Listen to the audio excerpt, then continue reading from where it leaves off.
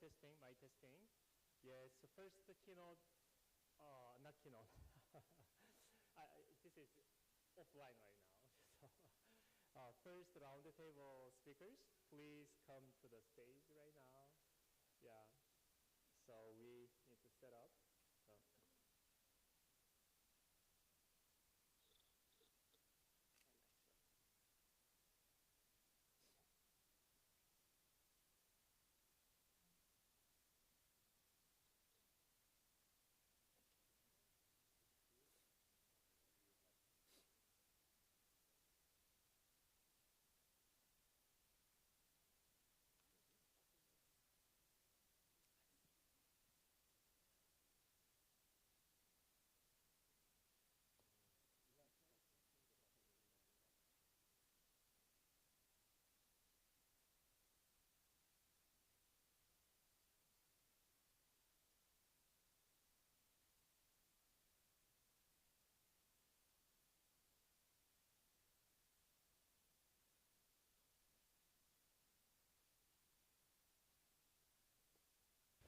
Good morning, Mary.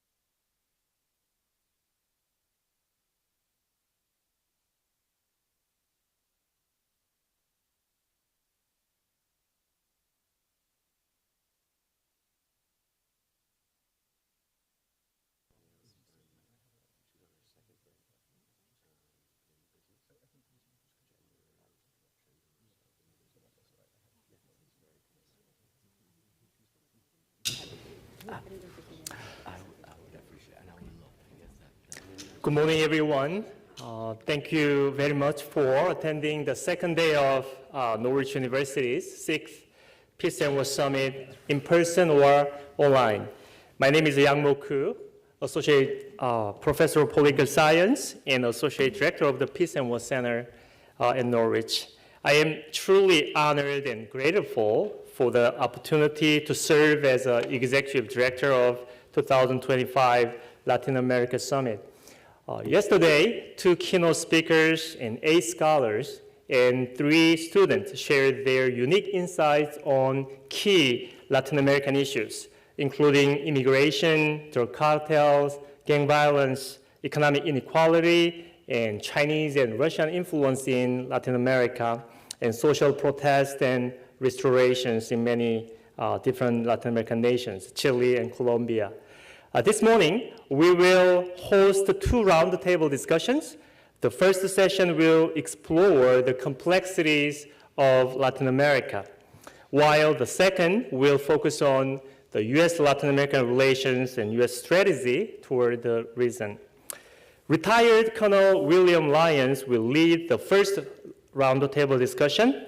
As a 1990 graduate of Norwich with a Bachelor's of Science in Electrical Engineering, he holds a JD from the Suffolk University Law School, a Master of Strategic Studies from the U.S. Army War College, and a Master of Studies in Sustainability Leadership from the University of Cambridge. He is the Associate Dean for Security, Diplomacy, and Defense Programs for the College of Graduate and Continuing Studies in Norwich. He also works as the director of the Center for Global Resilience and Security at Norwich University. So right now, I turn it over to the chair of the first roundtable session, Colonel Lyons. Thank you. Thank you, Yang Mo, and welcome everybody. I'm really excited to moderate this panel with some very distinguished panelists.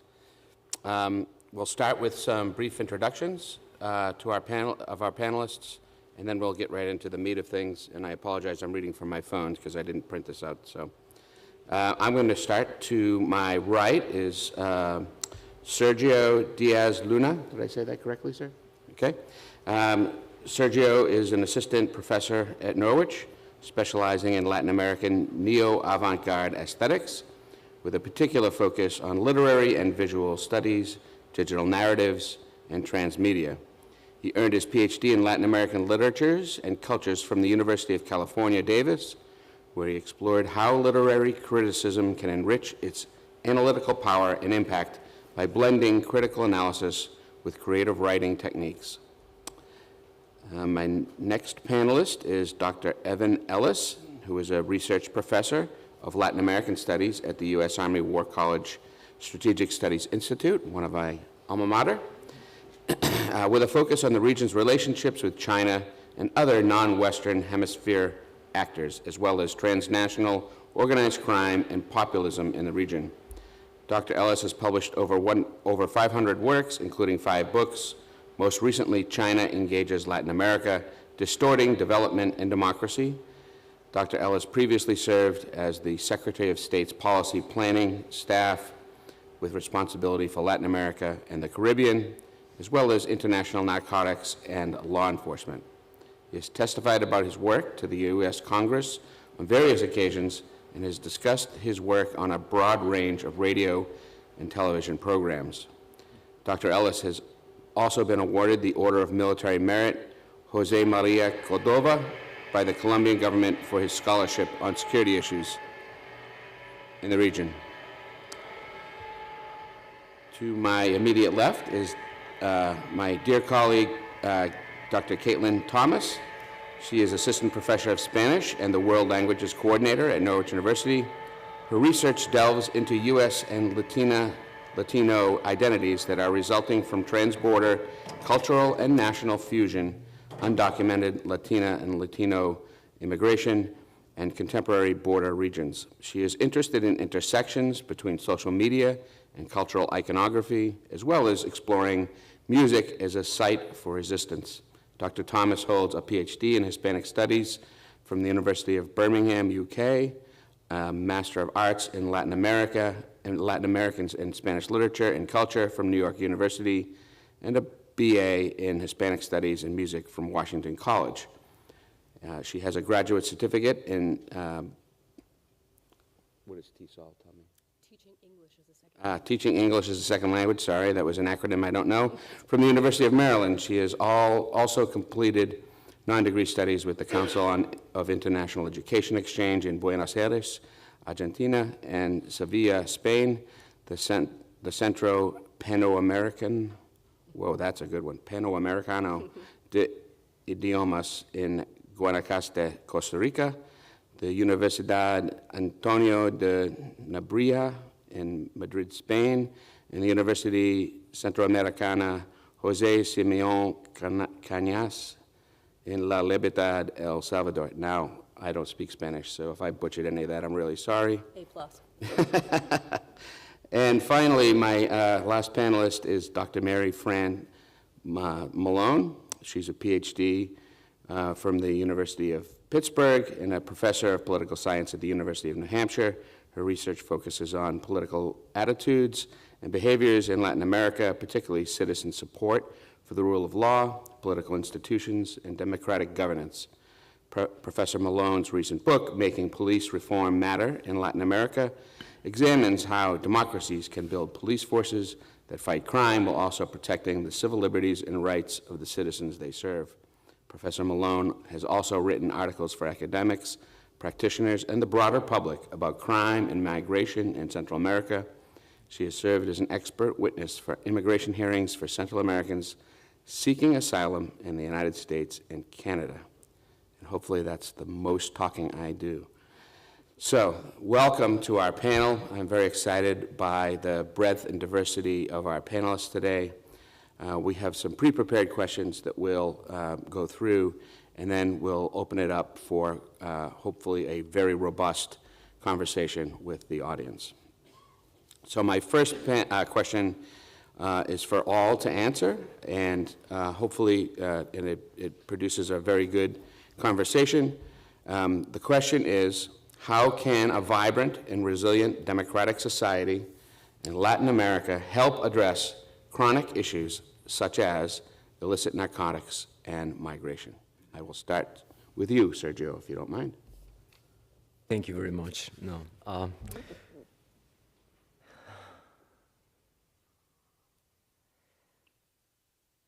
Certainly, since the, well, good morning, everyone. Thank you for, again, to the Peace and War Center for this invitation and for you coming this morning to this panel. I've been thinking about the conflicts in the region, focusing on Colombian conflict and the last impact that it has for the region in general. So let's think for a minute about the difference between our neighbors in the northwestern area. So we have Venezuela with a convulsive political situation today that impact certainly social issues in Colombia. We heard yesterday about 2 million of immigrants suffering displacement due to the economical issues that Venezuela is experiencing, and those immigrants immediately moved to either the south, Brazil, or the east, Colombia. For a society that was struggling with violence, like Colombian, receiving these immigrants and assisting them was an additional problem to address, considering the local difficulties in terms of peace and conflicts. So I do believe that it's not a quasi-rhetorical question if having a democratic society and an established democracy assist or not the illicit narcotics and the war on drugs and drugs trades. It's more the possibility of considering these issues as a regional aspect. Is not a problem of Colombian government exclusively or Venezuelan government exclusively. It's a local problem in the entire region. That's from my perspective. Now, what happened with the drugs production after the government successfully, at a certain stage, defeat the great cartels? So we have the narcos finding that being so expressive about the possibility of getting a better life through crime was not a good strategy, was not giving them the right publicity.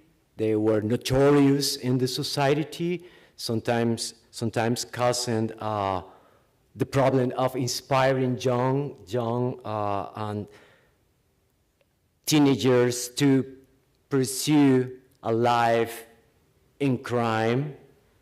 So this idea of now, without cartels, we can be more discreet, transitioning from the Colombia production and traffic of drugs to the north, the Mexican production, and it's like if the Colombian production went down, that it doesn't happen, the production continues, but the materialization, the public experience and presentation of these characters dilutes the possibility of identifying them. I'm finding myself in the complex situation of considering it's there the possibility with a demanding in the market and the need of production control the, eliminate the market. If there is a demand, there should be an offer, and to counter that offer, how to attend this, this production. I listed narcotics. One of the policies that Gustavo Petro, the current president of Colombia, established in Bogota was the legalization of soft drugs. So people can attend a center, receive a personal doses of cannabis, and receive medical assistance. The experiment didn't work out pretty well because people attending these centers, they were finding drugs in a low price in order to avoid the traffic on the streets. They were going, receiving their doses, going to the streets, and reselling these drugs. So the government has to stop this initiative. I do believe it's lack of education and investment in education, addressing the drugs as a health issue instead of, a health issue encompassed with an economical and political and societal issue.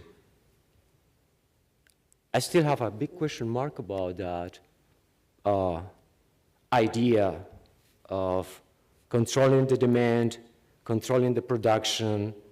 It certainly will bring some stability. But I give the floor to my colleagues. Thank you, Sergio. Evan? Thank you.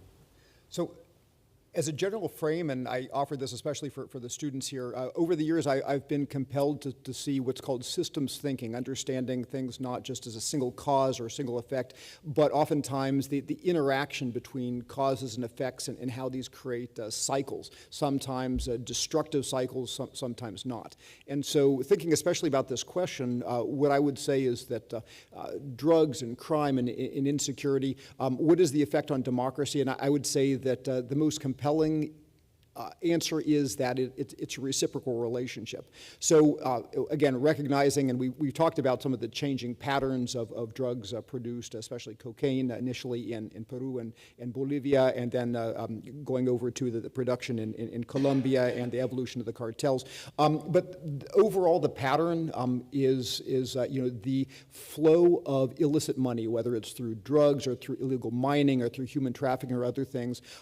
Those flows corrupt institutions and they bring violence. What we see again and again in Latin America, where there are already weak institutions and questions for other historical reasons, is that effect of corruption has broken down the faith in procedural democracy. There was a poll by Latino Barometer, a very credible polling organization that my colleagues talked about yesterday, suggesting that less than 50% of the people in Latin America, if faced between a choice between a procedural democratic solution that maybe wouldn't deliver results, or a strongman, the caudillo, who would bring results, they would go with the caudillo. And so the risk, what you see is time and time again, that and again, there are many democratic governments that have continued in the name of democracy to be corrupt, and so I don't say no, but if you look at the rise of some of the more criminalized authoritarian regimes, looking at Hugo Chavez in Venezuela, looking at Rafael Correa in Ecuador, looking at the rise for other reasons as well of Evo Morales in Bolivia, and then the ability of those strongmen to capture societies that have lost their faith in the democratic path, to say, well, we'll just bend the rules a little bit. It's okay if we put our people in judicial institutions. It's okay if we change the rules of the game in ways that exclude the public voice. And what you see is time and time again in those cases, the capture of institutions by those elites, people who are frustrated with the lack of frustrated with the inability of traditional party systems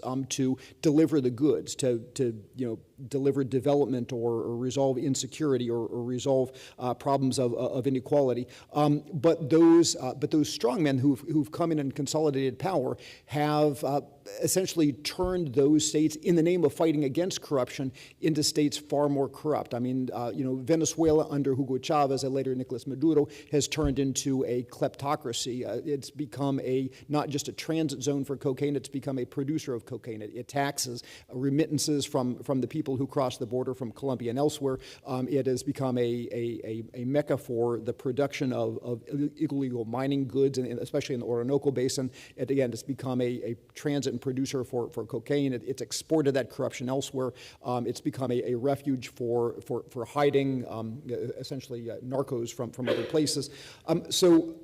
And I won't extend too much because I know my other panelists want to, but to me, I would encourage us to think about the reciprocal effect and the importance of operating on both. It's not just enough to resolve violence and things, but at the end of the day, if we don't deal with the corrupting effects of those illicit flows on institutions, you lose democratic institutions. If you lose democratic institutions, you actually accelerate the corrupting effect along with authoritarianism. In other words, I think the strategic challenge is how do we break that cycle to restore a positive cycle of prosperity and institutional strengthening and faith in democracy, and replace what I think is now spiraling in a very dangerous, different direction in the region.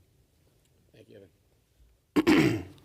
Caitlin, and if you want me to reread the question, I'm happy to do that's that. okay. It's been a while. Yeah, no. So my thoughts really very much align with Dr. Ellis's point about democratic institutions. I think that the question is, it's a very complex question, and it's a bit deceiving because when we ask, how can a vibrant and resilient democratic society in Latin America help address chronic issues such as drugs and migration, I think our instinct is to immediately focus on the drugs and migration and try to address those things, tackle those things, when really that's kind of putting the cart before the horse, if you will. There first must be a strengthening and even a rebuilding of democratic institutions, trust in democratic institutions, trust in the democratic process, before those other two things can even be talked about. So from the perspective of the illicit narcotics, I think historically, the traditional anti-drug policies and things that have been tried and different programs and whatnot, they've largely failed to achieve their goals. And they haven't just failed to reduce drug availability, but they've contributed greatly to the increase of violence. They've contributed greatly to the increase in corruption. And that, in turn, has really significantly weakened a lot of democratic institutions. And we know this because we know that that corruption runs very deep in judicial forces, in police, I mean, you name it. And we know that it's there. And so it creates that feedback loop where democratic deficiencies enable drug trafficking, which erodes democratic institutions, which then exacerbates democratic deficiencies, and round we go. And that's really been the loop, the feedback loop that needs to be broken. I think that the other contributing factor is high poverty levels, particularly in rural regions. I think that it's fair to say that those areas often feel abandoned. And when a community, when individuals feel abandoned, that creates a perfect gap to exploit. And so there's this operational freedom in those regions that I don't think is often, when we talk about drug prevention and drug education programs, I think that rural locations are second to urban often. In the case of migration, there's a very important relationship between the backsliding of democracy, the backsliding of trust in democracy and democratic processes and institutions, and outflow of people. So I think that we can't really separate those two things, because when democratic institutions function effectively, incentives for migration decrease. And so the opposite, when institutions fail to deliver basic services, and we're talking about the most basic of services, food provision, education, healthcare, possibility of retirement, very, very basic things, migration becomes not just the best option, it becomes the only viable option. So I think that, to the point of the question, how do we tackle this? I think that strengthening democratic governance is a very powerful tool if that is done successfully, which, I definitely recognize the complexity and the huge lift that takes. But if that's done successfully, then migration and participation in the drug trade, drug trafficking, whatever it might be, becomes a choice rather than a necessity.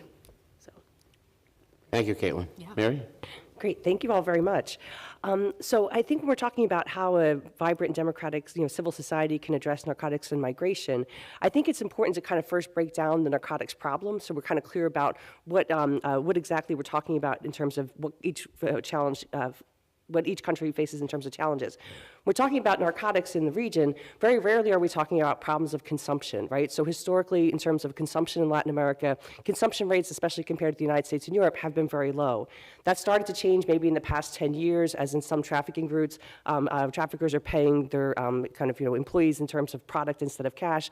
But really, in terms of markets of consumption, we see a small market for consumption in Brazil and Argentina, perhaps smaller markets in Central America.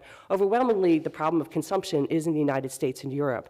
So number one, if we're talking about how we're going to handle this problem of narcotics, one is actually first addressing this problem of large patterns of consumption in the United States and Europe. And I think Sergio mentioned this point about if you have a really large market demand, it sometimes is very hard then to have these other kind of supply measures that are going to actually be in place. That are they really going to address the fundamental problems if you have such high levels of demand?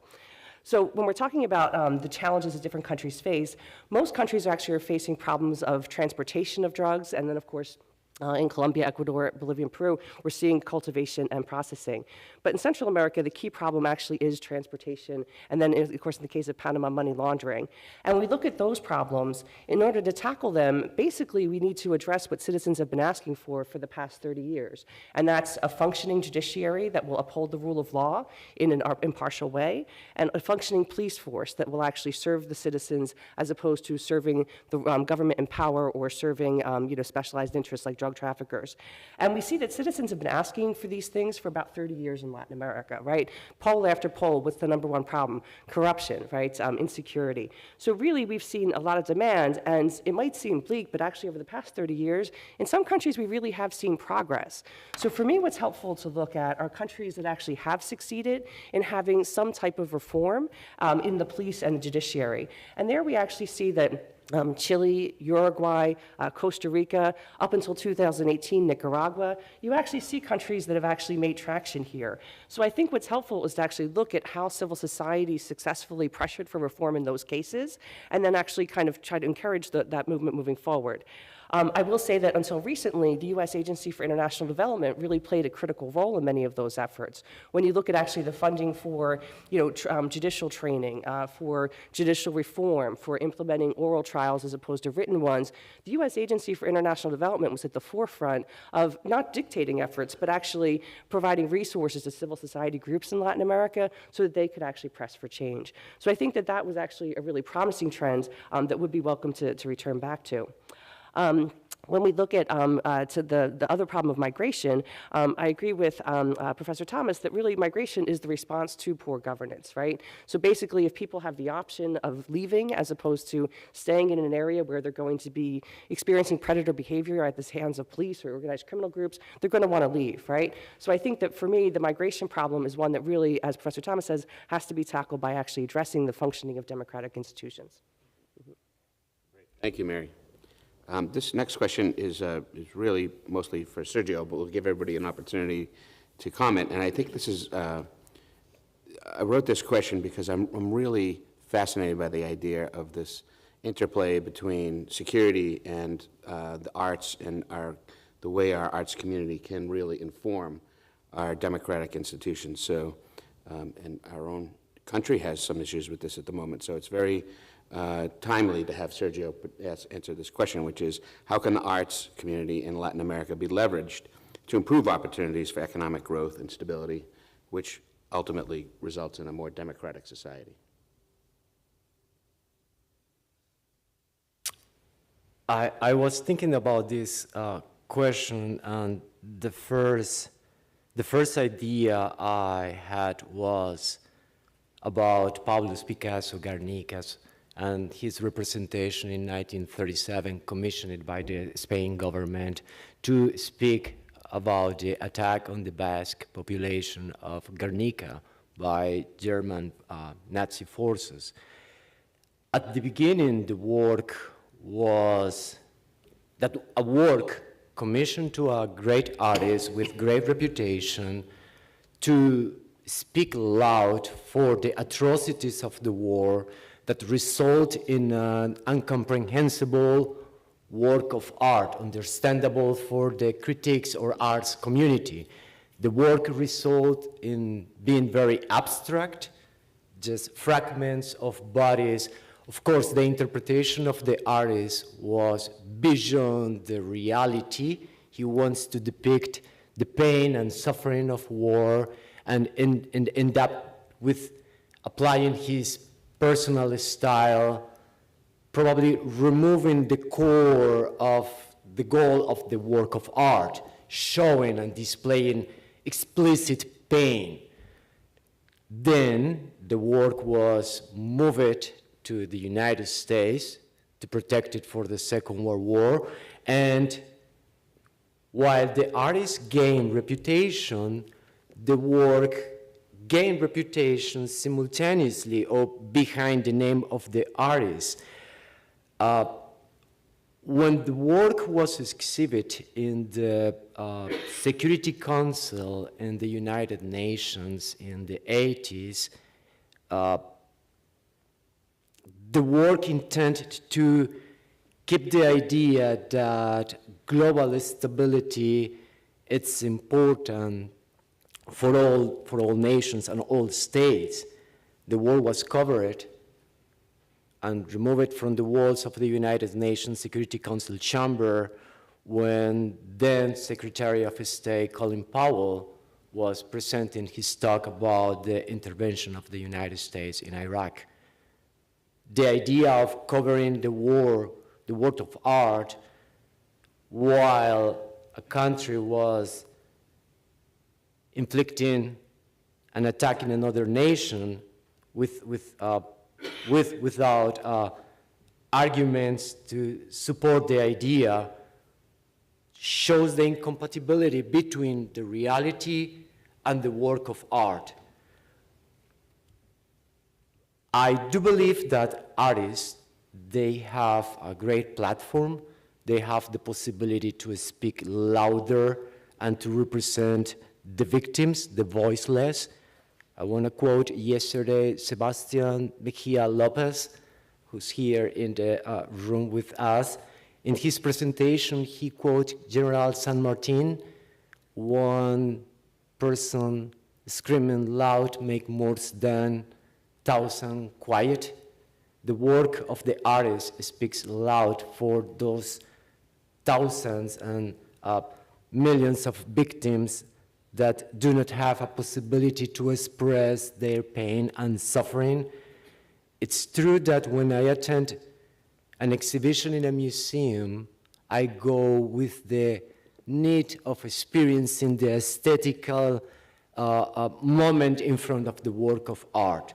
This aesthetical experience is personal and is my decision to be in front of the work and have that sensibilization, being exposed to the aura that the work has. But what happens when the art is removed from the museum and placed in the streets, in the public spaces? The art speaks for people that doesn't have the need to attend the museum, but find the work of art speaking to them on the streets. I want to quote Picasso. He says about his work, "I'm grateful that the tapestry will be able to continue to reach a broader segment of the world's population and magnify its ability to touch lives and educate."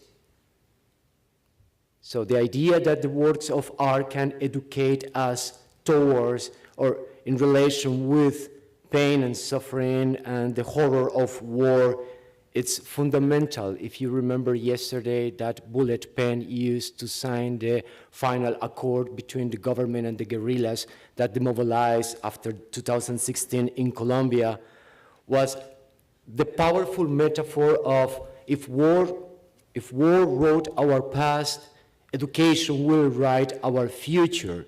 So it would be through education, and specifically artistic education, that some of these experiences, traumatic experiences for the communities and the countries and the societies, can be expressed. The reason why the United Nations keeps since 1957 a collection of works of art from around the world and displayed them in their offices and in their headquarters in New York is because art is fundamental to express and talk louder about those in need to be heard. So I believe that from the one side we have the social function or the social role of art that is undeniable. We cannot say that Guernica's Picasso or Fernando Botero's painting depicting Pablo Escobar with an impact, with a projectile impacting his forehead in the middle that never happened in reality. I believe when he was taken down, there was a projectile that impacted to the left side of his head, but never in the center. And the artist decided to put that bullet and that mark of, if we're gonna cut this, we need to cut it from the root, this pain and this suffer, and kill this image that represents so much suffering for Colombian society.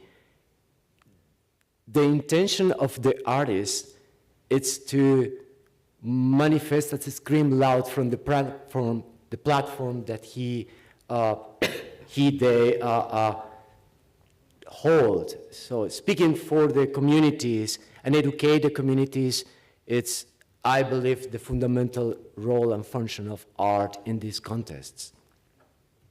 Thank you very much, Sergio. Very much appreciate that, that perspective.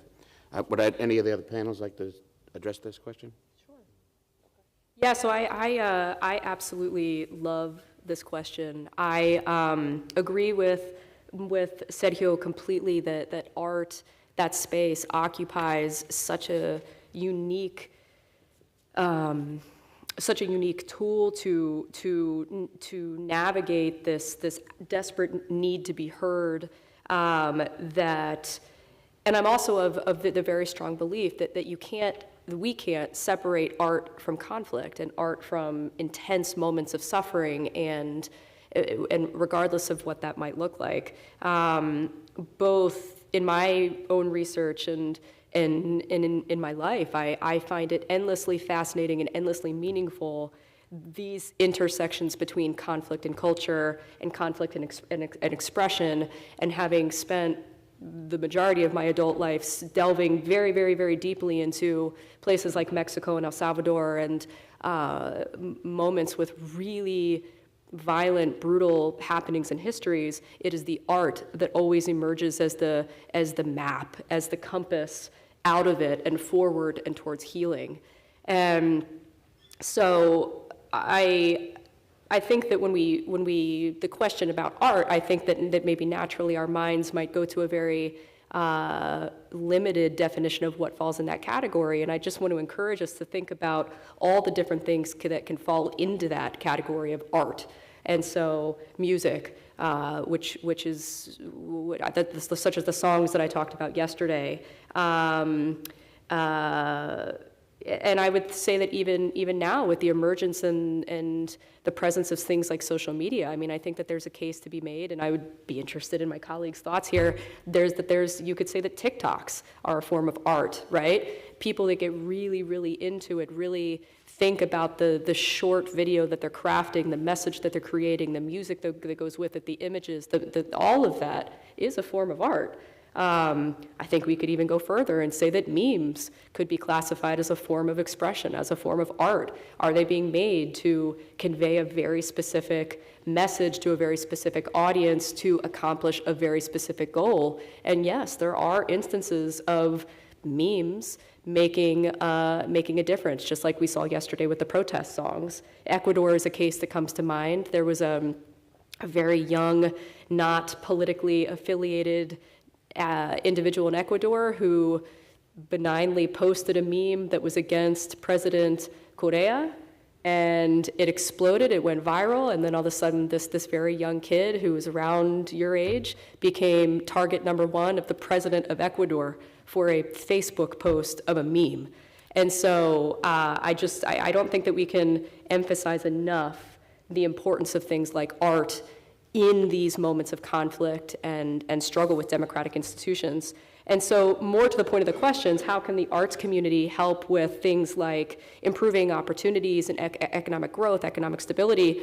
One thing that came to my mind when thinking about this was establishing a stronger creative economy in the region. And so things like making it very attractive for government, private sectors, individuals, entities such as that to invest in music and film and theater and things like that.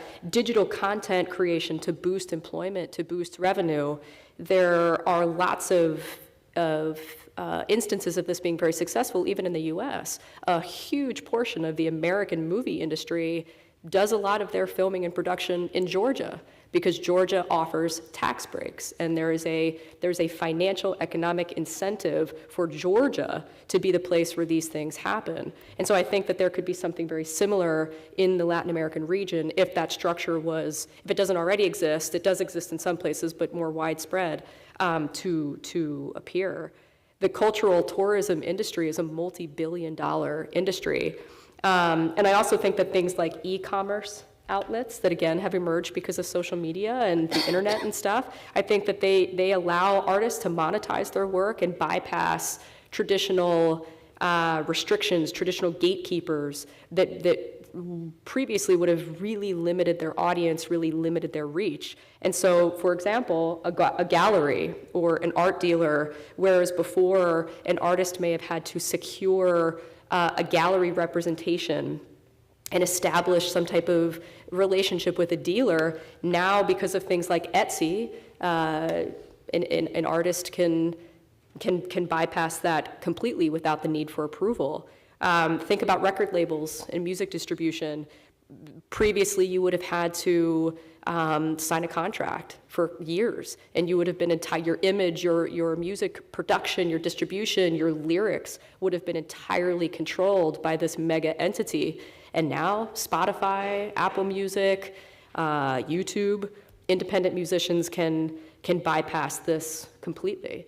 And I know even for myself, some of my favorite musicians that I listen to are folks that I came across on Instagram, just kind of randomly. And these are not individuals that have record labels. They are just artists who produce their music and post it on social media, and off we go. And I also think that a third component of this is increased government and policy support. So again, kind of returning to that point about tax incentives, Brazil, Mexico, Ecuador, Chile, and Colombia are 5 countries that do have in place tax incentive programs for individuals and organizations to invest in the arts. And again, whether that's music, film, theater, or publishing houses, things like that. And so I think strengthening those things, bolstering those things would be tremendously, tremendously impactful. Thank you, Caitlin. Does anybody else want to contribute to this particular question? Sure. So I'm a little hesitant to say something because I'm probably the least artistic person you'll ever meet. I think that's why I actually respect artistic talent so much in other people, because I'm completely devoid of it. But I tend to be like a very numbers person, a very data-driven person.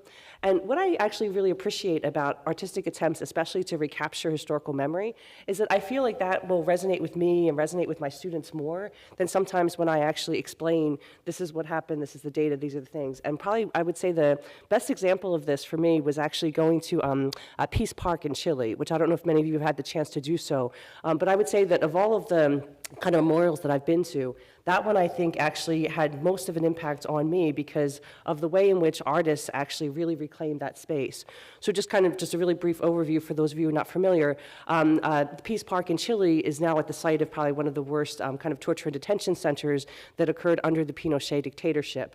As the government was transitioning to democracy, they bulldozed over everything to hide the evidence, and then civil society groups were able to kind of protest in time to make sure that the site at least wasn't going to be turned into apartment buildings. So they said the site was going to be a memorial. But because everything had been bulldozed, what they tried to do was kind of capture what had happened there using art and nature. And it really was truly extraordinary. I remember at one point, they had actually drawn in white chalk the size of a cell and then had like a birch tree in each one to illustrate, not just how people were detained, but since the birch tree is kind of a symbol of life and rejuvenation, that you would actually have a tree coming out of that.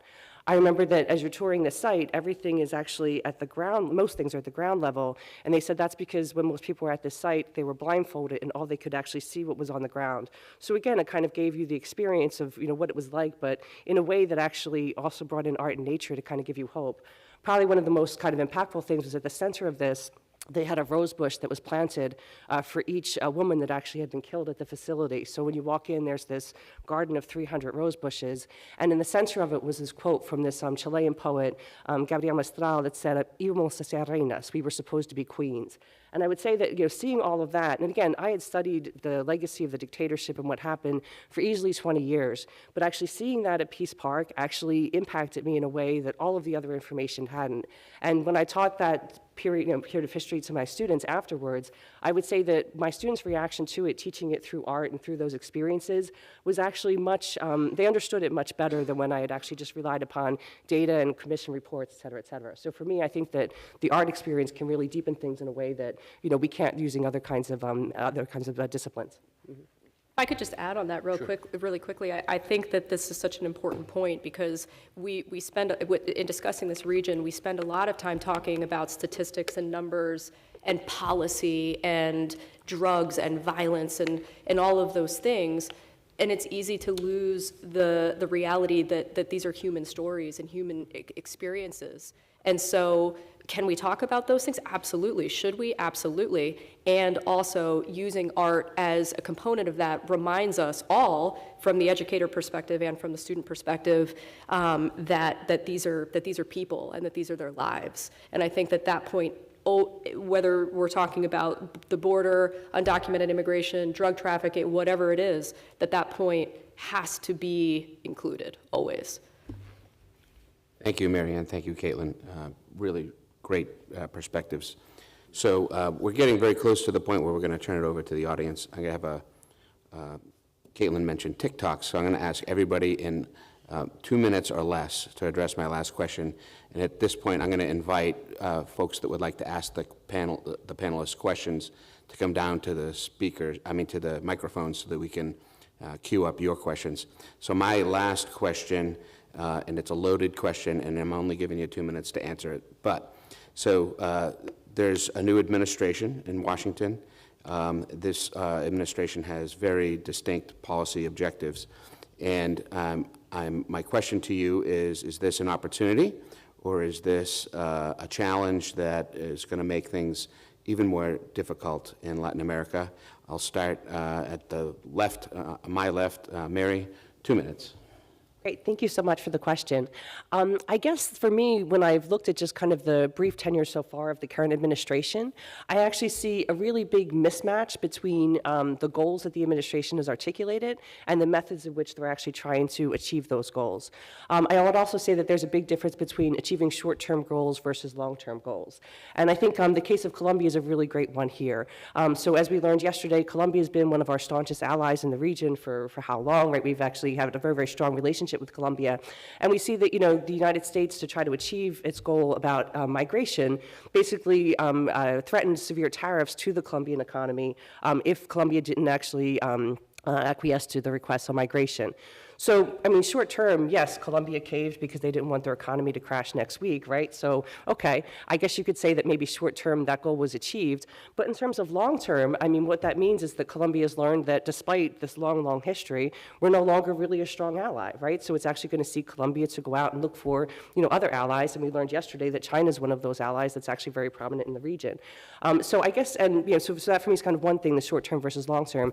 The other thing I would say is that when you're actually looking at having effective responses to issues like migration, what we see is that oftentimes if you have a very kind of punitive militaristic approach, that actually might work, short term. But by and large, if there's a demand to migrate, you'll actually see that human traffickers and kind of other people acting independently will ultimately try to find new ways to get into the country.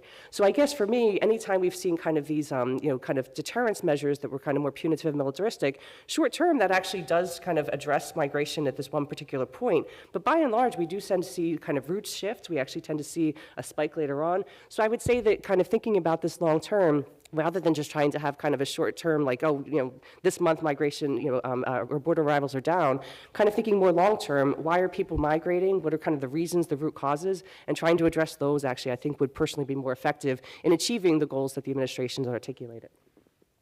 Thank you, Mary. And again, I'll invite anybody who would like to ask the panel a question to come down to the microphones. I see you, Mr. Ambassador, so we will get to you very shortly. Next in line, Evan. Okay, so let me preface this by saying that, yes, I actually worked during the first Trump administration, which is very different than the current administration on the policy planning staff of Secretary of State Pompeo. I have some very strong feelings about this. Let me be frank and let me emphasize that this is my academic opinion and not in any way representing the U.S. government.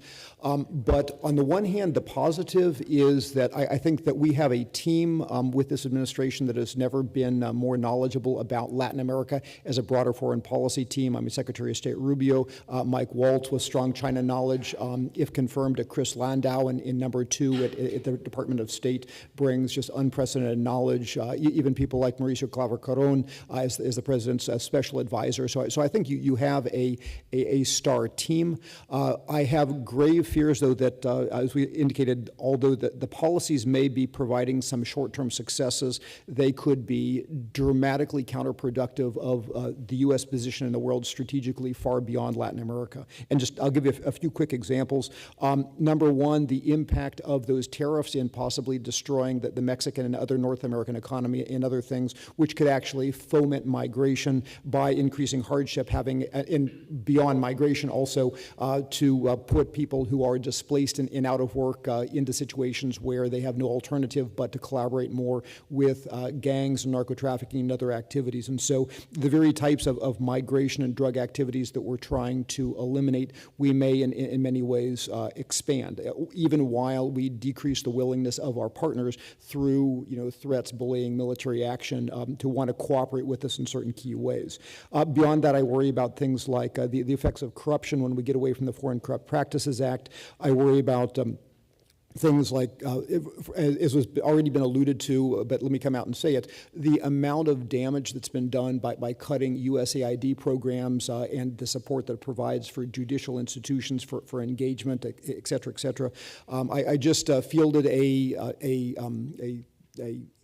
email from a colleague this morning, a open letter from the Fulbright scholars. Some of the leaders across Latin America who've been brought to the U.S., the Fulbright program has essentially been eliminated. And you have people who represent the future leadership of Latin America now stranded without money in U.S. institutions. How are those people going to look at the U.S. in the future as they become those future leaders? I worry about China. I worry about not only the way in which as the U.S. imposes tariffs on China, as China reaches out to buy more from Brazil and Argentina and others, as our allies, out of necessity, look to expand and diversify their markets to work more with the Europeans, more with the Chinese, that actually drives influence in the opposite direction. So I think, again, as Mary said, there are a variety of different ways in which I worry that this, in the short-term interest of America first, this actually could profoundly undercut our role in the world and the faith through the soft power that people have with us and their willingness to cooperate with us in ways that may have the effect that's exactly the opposite, strategically thinking, than pursuing America's interests first. Thank you, Evan. Caitlin? I agree completely with what both of my colleagues have said so far. The image that comes to my mind with each decision, with each announcement, is kind of like a rock dropping into a stream. And so if you relate it to immigration, if you think about like a big rock dropping into a stream of water, what happens to the water? It just goes around it.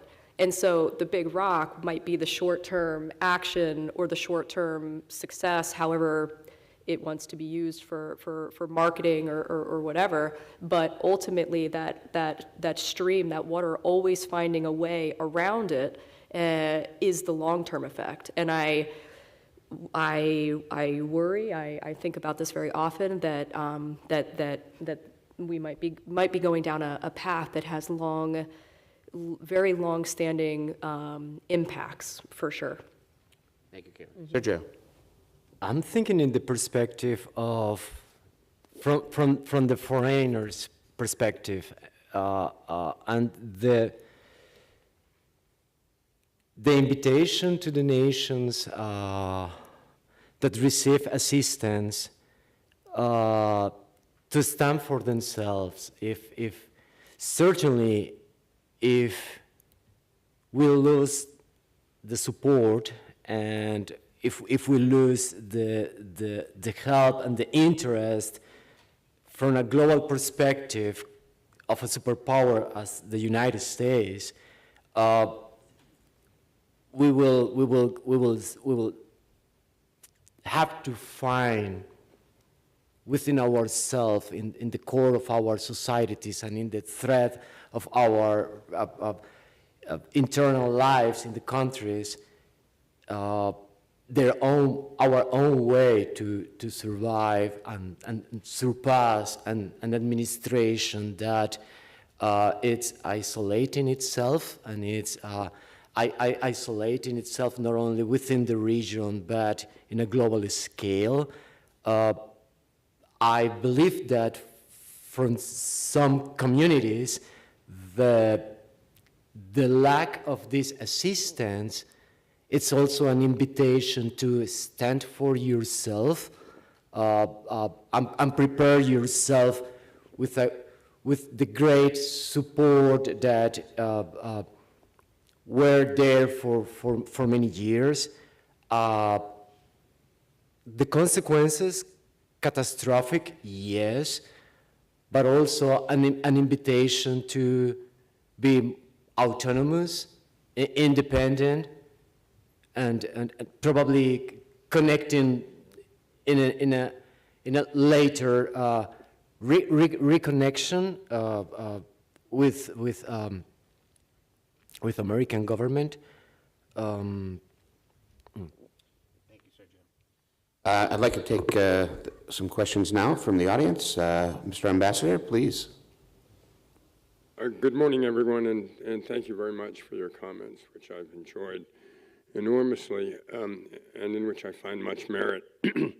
I'd like to ask anyone in the panel who cares to weigh in to give us a sense of your views on how to think about what's happening in El Salvador. As we consider the challenges associated with migration, but also drug trafficking, et cetera, and for the benefit of those who don't track developments in Central America, President Bukele has essentially incarcerated more or less 70,000 people they accuse, plausibly, of being gang members. Now, the particular dimension of this that I would like to hear your views on is the fact that, A, he has become President Bukele has become wildly popular. Violent crime and all of its associated activities has plummeted. Undocumented migration from El Salvador has also dropped, but to some degree, most worryingly, is that any number of other countries, and I've also just come back from South America, any number of other countries are increasingly, if not persuaded, intrigued by this essentially authoritarian response to rampant violent crime, which obviously, from the point of view of most Salvadorans, has worked. Thank you. Evan? Sure. I think it's a very important question, and it actually ties us back to the very first question, because it goes back to what happens when people lose faith in the ability of democratic governments to solve their chronic problems. And as Ambassador Duddy noted, and just to kind of put out there just how horrible things were in terms of the life of Salvadorans. I remember having done security work with El Salvador during a number of different years, war games with them, traveling to San Salvador. And at one point in time, violence was 104 murders per 100,000. Just to put that in context, some of the images that we have of Colombia as unsafe. Typically, Colombia during some of the worst years, rate of murder was about 24 to 26. So 4 times what it was in Colombia, just by comparison.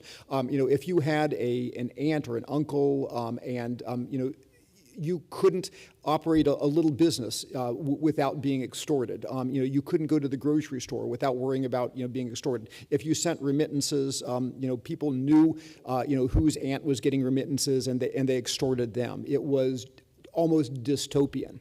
And so Bukele comes in the middle of that. Because I think it's important to get our minds on just how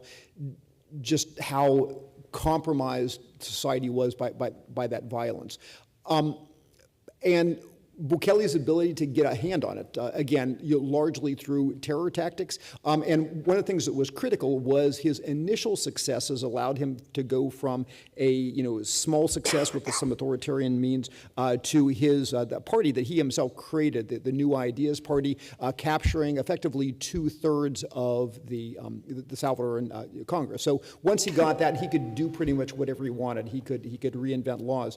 And as Ambassador Duddy points out, the what he's basically been able to do is, mass trials, mass incarcerations, and also, frankly, this is perhaps one of the first what I would call post-structuralist governments, because it's capturing the imagination through a social media campaign in which you have a president who's directly connected with the people, which is a new form of governance.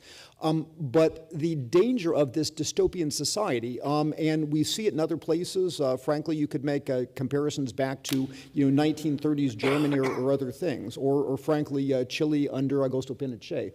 The sense that, and it's, to what extent are people willing to sacrifice liberty when it's not them that people are coming after? To what degree are they willing to sacrifice things for order? And so I think what you have now, literally on the streets in El Salvador, murder rates are lower than in Canada. So just the sense, but the danger is that as long as you don't have a tattoo or you're tied with being a gang member, as long as you are not one of the, the media, institutions such as El Faro that are critical of the government, as long as you keep a low profile and you just do your daily thing, you are okay and you have security and you don't have to worry about your grandmother, being robbed and extorted. And so, at the end of the day, it is societies across Latin America with military, with authoritarianism, who are willing to, again, Chile comes to mind, sacrificing a level of democracy for order and security and economic progress. So what I worry is that over the long term, you have a disaffected part of society, you get away from democracy, and as Ambassador Duddy points out, to the extent that there are many societies across the region which are profoundly concerned about that, facing the same problems. I mean, Ecuador with the Noboa government comes to mind, copying that model of essentially sacrificing liberty and freedom for order and safety.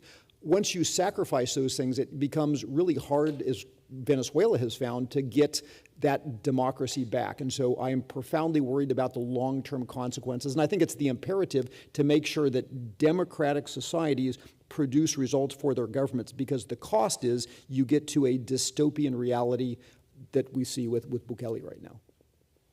Thank you, Evan. Would any of the other panelists like to address this question?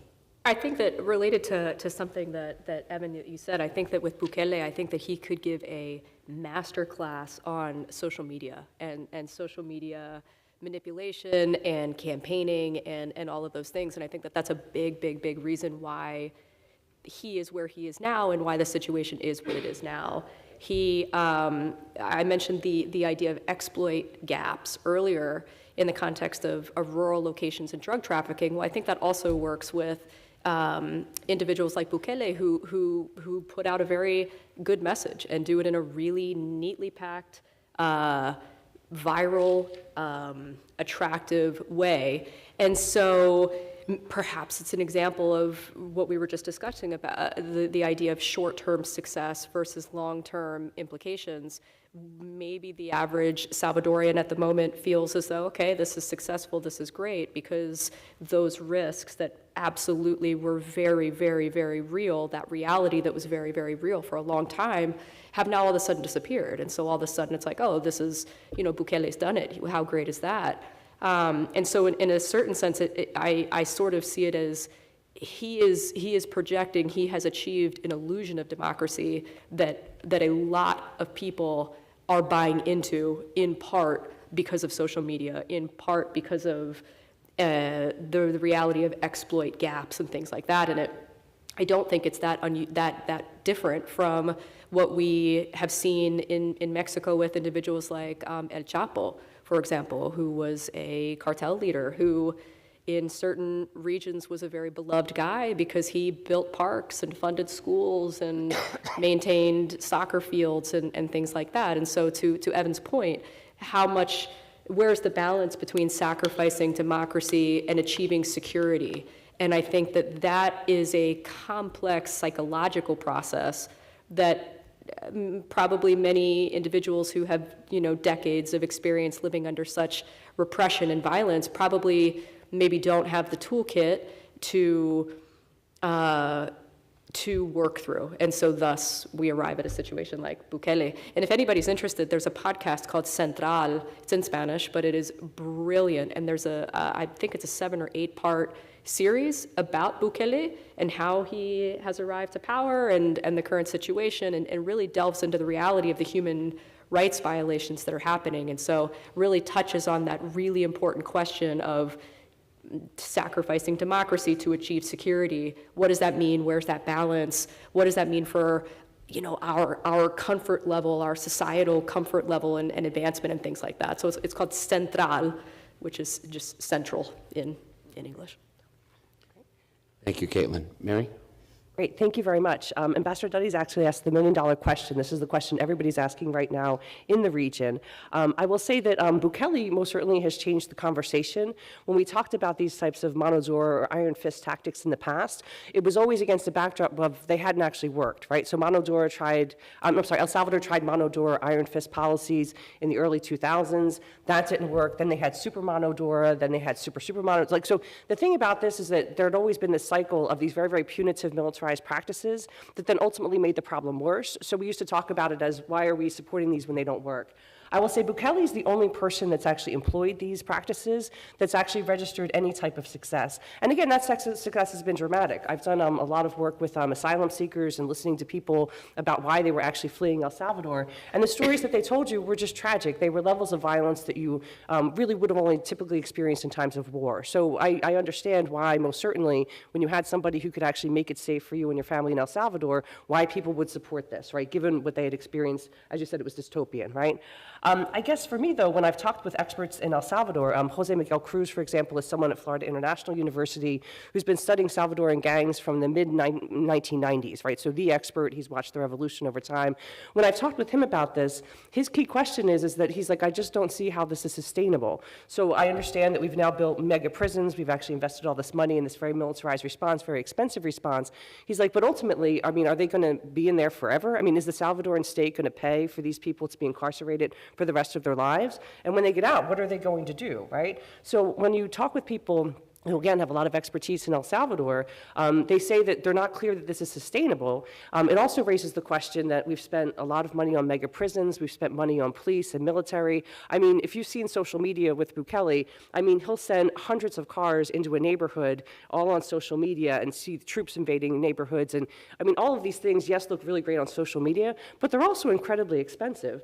So it raises the question why, if we have money for this, why we actually didn't have money to be able to, you know, create jobs programs for these people before they join gangs in the first place. And for me, the ultimate irony was I was watching Bukele's social media account, and he had these images of prisoners who are actually now working in factories and, you know, making things. He's like, well, they're earning their keep in the prisons. I'm like, well, why couldn't you actually just give them jobs before they went into the prisons, and then most likely they would have earned their keep and not wanted to, you know, join gangs in the first place. So I think the first question is sustainability. Is this what we're going to see over time? And this is also the best, you know, use for investment.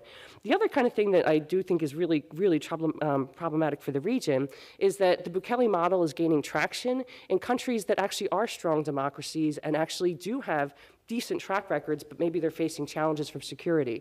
Just last summer, with the help of a grant from the U.S. Agency for International Development, myself and 3 colleagues, we actually spent time doing focus groups in Latin America in countries that actually have really good democratic histories and asking them, you know, what do they think about the Bukele model? What do they like?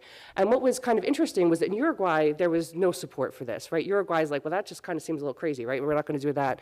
But what was kind of really disturbing was that in Chile and Costa Rica, again, Costa Rica, the country that abolished its military because it wanted to invest in education and healthcare, right? In Costa Rica, you actually had people say, yeah, we actually think we should have this. We don't want to end up like Ecuador, so we think we should have a Bukele in Costa Rica.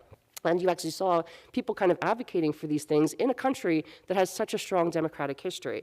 And what was fascinating was when I talked with kind of civil society groups and government leaders, they said, well, we don't think Costa Ricans understand the price that you pay for the Bukele model. They said during the pandemic, Costa Rica, compared to other Latin American countries, had some of the least restrictive policies during COVID, right? So you could still walk around. It wasn't like Chile where you had to get a pass to walk your dog. You could actually still walk around, but you know, they had like limitations on large groups inside, and they had some limitations on who could drive into San Jose on certain days. they said that, just having that level of government restriction on mobility and civil liberties during the pandemic was so extraordinarily unpopular. People were furious, they were so angry. They said, we can't imagine telling that population that couldn't, handle having restrictions during COVID, that now you're actually going to have these really extreme restrictions on your civil liberties and political rights because we're going to have the Bukele model. So part of that was, it was disturbing that there was such high levels of support for that in countries with, relatively strong democracies. But I would also say that it is because people sometimes aren't clear about what this balance is. What do you actually have to give up to be able to have what this model, promises? Thank you, Mary. And if, sorry, Sergio, I'm going to move on. Excuse me. We have a student who would like to ask a question. We have about 5 minutes left in the panel time allotment. So panelists, I'd urge you to keep your responses relatively short. The floor is yours, sir. Thank you, sir.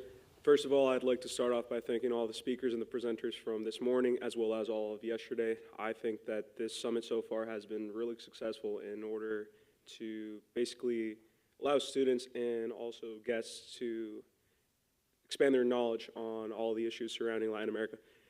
My question is pretty simple.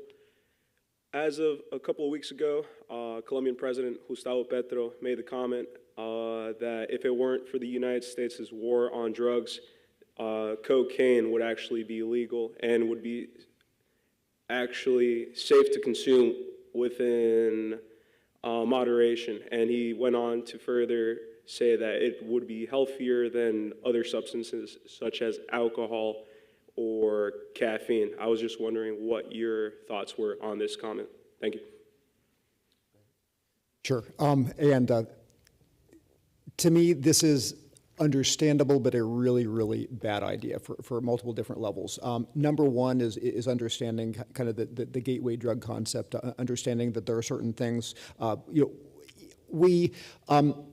when we have walkways in high places, people construct guardrails for a reason. It's because the odd person might be not taking care and might fall off. And so when you have certain public hazards, one of the jobs of government is to essentially try to protect people from those hazards. And so when you have highly addictive, toxic substances like cocaine, again, whose impact and addiction, if people just start trying them out of curiosity, and in places where you've tried the legalization of certain categories of drugs, for example, in certain parts of Europe, where they have an enormous social safety net that countries such as Colombia do not have. And so the social impact, the economic impact of creating a culture of addicts, I think is itself worrisome. But beyond that, there's also the question of the ability to launder. You see this right now with the legalization of marijuana. And one can make the argument that maybe marijuana is not so addictive or so lethal comparisons with alcohol. But what has happened in places like Paraguay, for example, in places like Mexico, is that criminal groups, once marijuana became legal, actually began to launder their illicit proceeds through those licit things. And so if you essentially make certain categories of drugs legal, it actually facilitates the laundering that empowers certain groups. It's clear that addiction and other things are a really difficult problem to take on, but yeah, the Petro's comments that cocaine is no worse than whiskey, and I think some of us cynically kind of chuckled a little bit that Petro probably had experience with both, but I think in terms of just the strategic impact on organized crime groups and in terms of the public health risk of cocaine and other controlled substances at that level, I see the risks personally far outweighing the benefits. Thank you. Any of the other panelists briefly want to respond?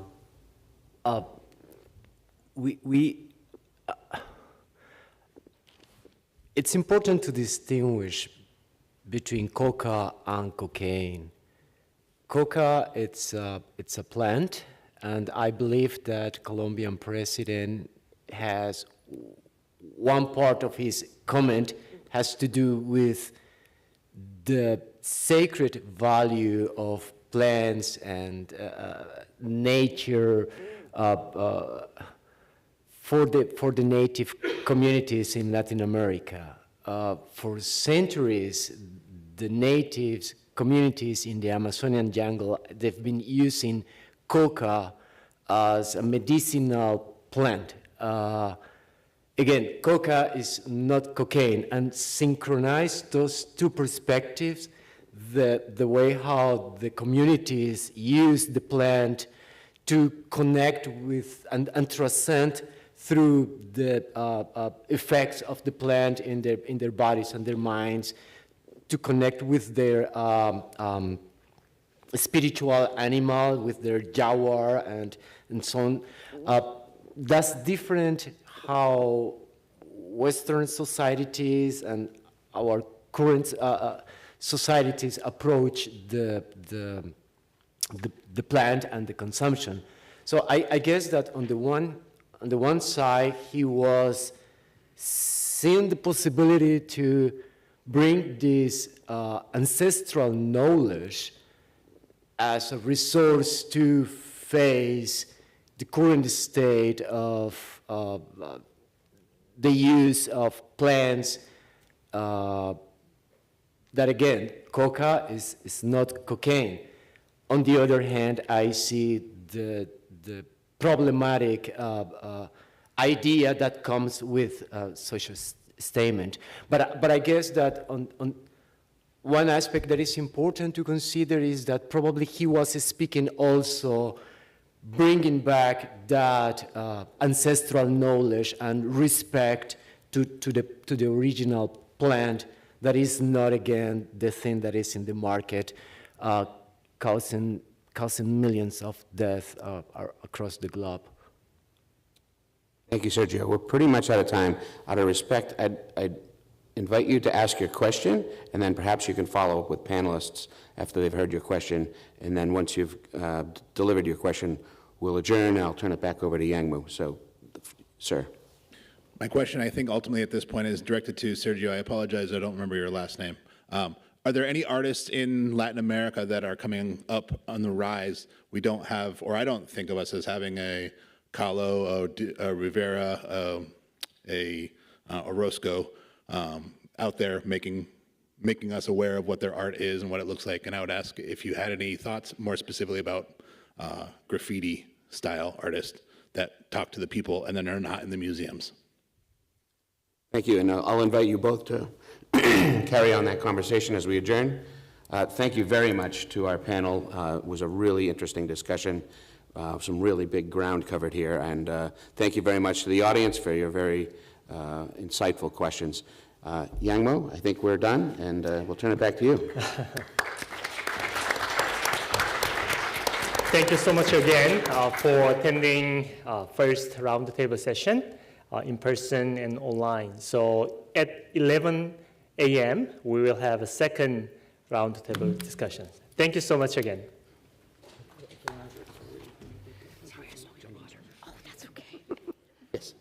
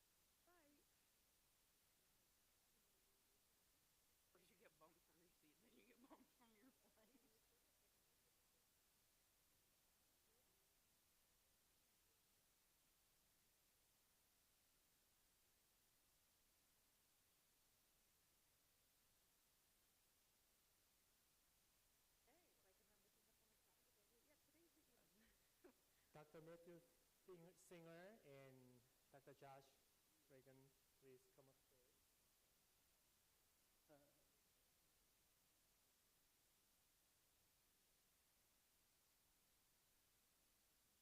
So I'm associate professor in philosophy, religion, ethics. Yeah, great. Wanted to come yesterday, but I was at full meetings. That's for the online people.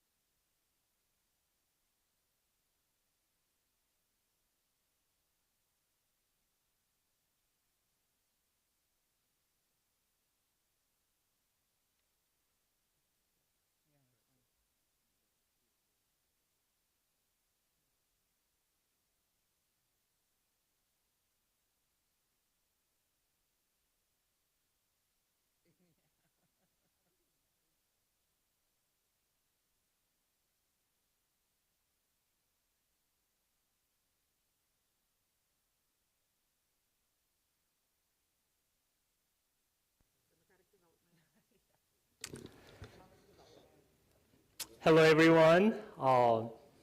Right now, we are going to have a second roundtable discussion about Latin America and U.S. Latin America relations and U.S. strategy toward Latin America. This is the last session of 2025 Peace and War Summit at Norwich University. So for this session, Dr. Dan Morris will chair the second roundtable discussion. He holds BA from the Davidson College, and MA from the Yale University, and a PhD from the University of Iowa. He is an associate professor of philosophy at Norwich University and senior fellow of the Peace and War Center. Right now, I turn it over to Dr. Morris. Thank you, Professor Koo. It's a real pleasure to be here. And I'm grateful to be included in this very exciting summit. I am not entirely sure that I'm going to get name and pronunciation correctly, so I will ask now that the folks on the panel introduce themselves, going from my left all the way to my right, and then we'll get started with the questions for discussion. Hi, good morning. My name is Dr. Rita Groh, and I am from the University of Tennessee at Chattanooga. Hi, my name is Michelle Paranzino. I'm an associate professor of strategy and policy at the Naval War College, and I should just state up front that everything that I say as part of this roundtable discussion is my opinion alone and does not represent the views of any part of the U.S. government. Hi, my name is Joshua Regan. I'm an assistant professor of criminal justice and criminology from Western New England University. I am Matthew Singer. I'm professor of political science at the University of Connecticut. Thank you all for those introductions and also for participating in our panel. So just so everyone can know what to expect, we'll have some questions for the panelists to address together, and then at about 11:45 we'll transition to a Q&A session where anyone in the audience can come up to the microphones and ask some questions of our panelists. So the first question that I am hoping to hear from our panelists on is about U.S. strategy in Latin America. In previous eras, our strategy was shaped by corporate interests seeking access to natural resources. What role do you all believe access to natural resources will play in U.S. strategy in the coming years? And we'll begin all the way to my left with Rita.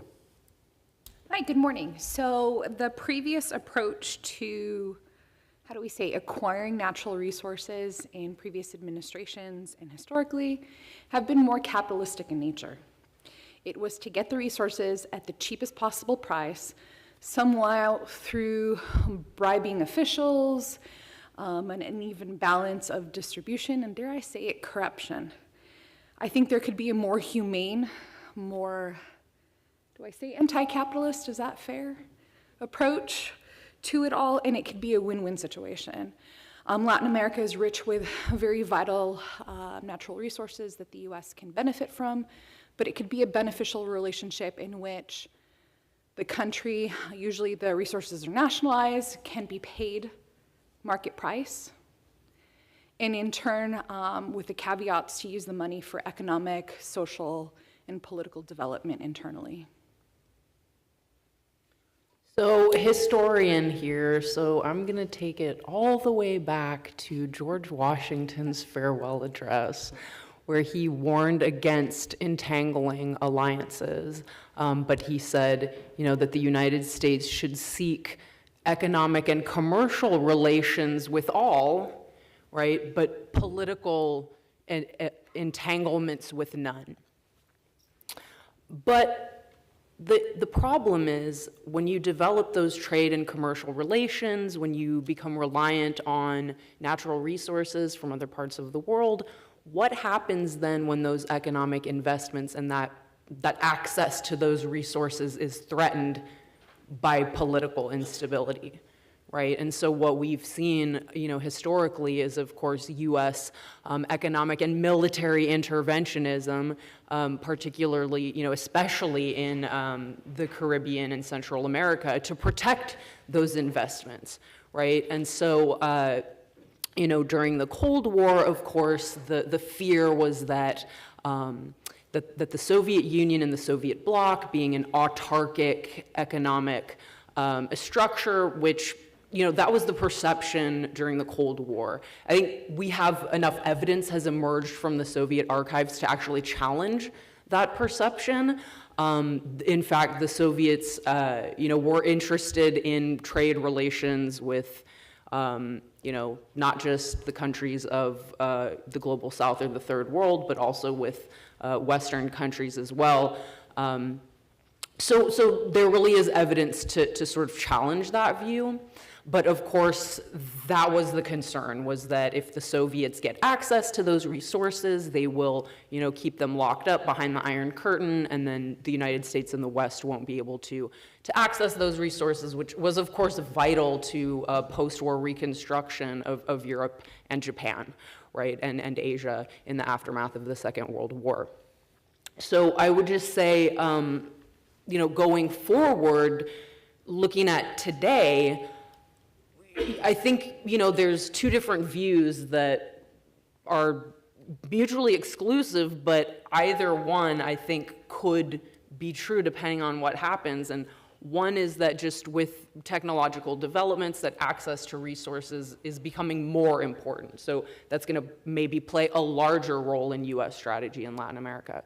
The other view, of course, is looking at the priorities of the Trump administration. There has been this sort of push to expand, access to natural resources within the United States, right? To not seeking energy independence. I think that's a chimera. I think that's something that's not really possible, just given how interdependent like energy production and distribution is. But certainly looking for energy security. And so, under that view, maybe access to natural resources in Latin America actually becomes less important because we're developing more of our resources domestically. So I would just say, I guess, long story short, time will tell.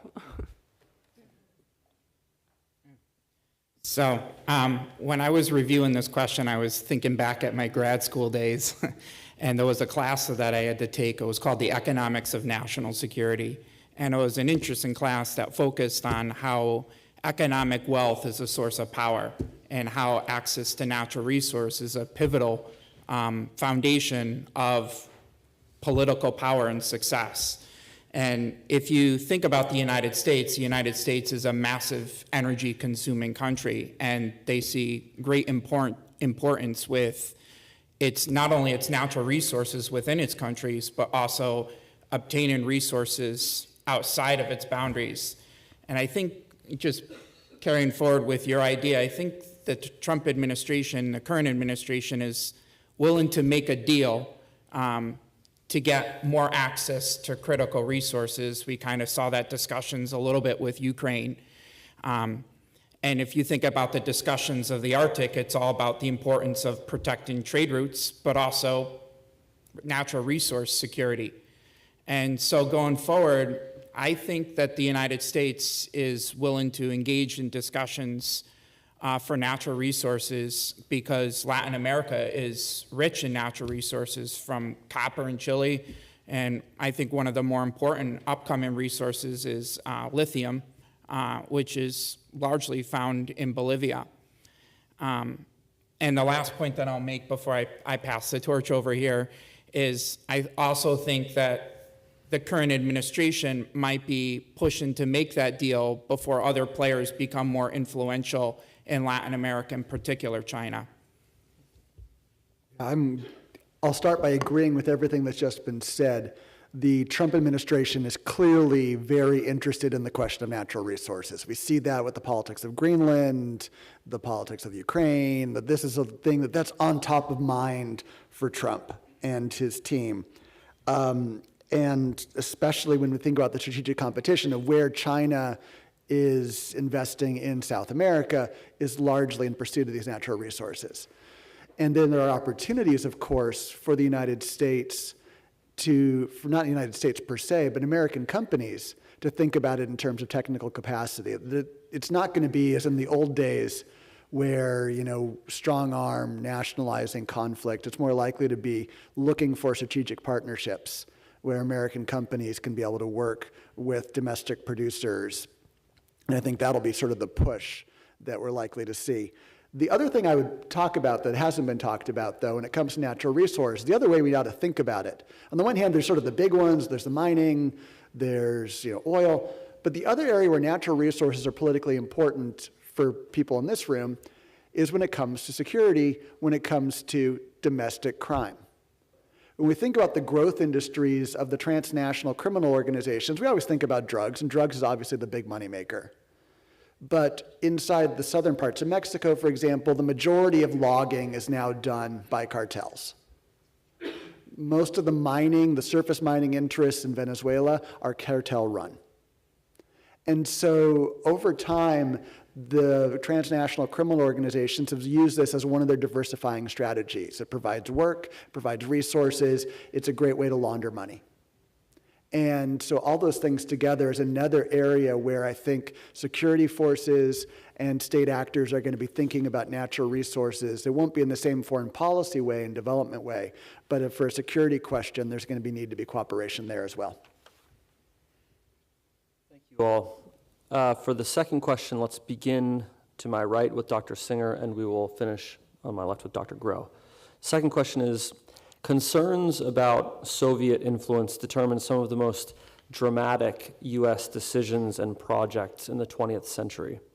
Do these actions continue to pose a challenge to productive relationships between the U.S. and Latin American nations today? It's okay with the chair. I'd actually like to push the question to our historian colleague, Dr. Perezzino, do you accept this? And then I'll go off? second happily. Okay, great. Yeah, I sort of figured that this question was written for me. So I do want to just talk briefly about, the most dramatic development in Latin America during the Cold War, right, which is, of course, the Cuban Missile Crisis. And I think that the Cuban Missile Crisis is the exception that proves the rule of Soviet relations with Latin America during the Cold War. The rule being that typically it was the Latin Americans themselves who were at the forefront of efforts to establish relations with the Soviet Union, and that the United States consistently overestimated the threat of Soviet-style communism in Latin America. So the ways in which the Cuban Missile Crisis is the exception is, of course, that the operation to, the whole idea behind stationing the missiles in Cuba was Khrushchev's idea. This was not Fidel Castro's idea, because the Cubans, in fact, were at the same time as they were pursuing an alliance with the Soviet Union, they were also seeking a leadership position in the non-aligned world. And so with the development of the non-aligned movement, one of the major criteria for membership was that, you had to not have allowed either of the Cold War superpowers to, build a military base on your territory. So the idea of, putting these missiles in Cuba, that, jeopardized Cuba's claims to leadership in the non-aligned movement. And so Castro was a little hesitant to accept the proposal, and he did because he felt that, of course, it would deter U.S. aggression against Cuba, but also big picture that it would improve the overall international strategic position of the socialist world.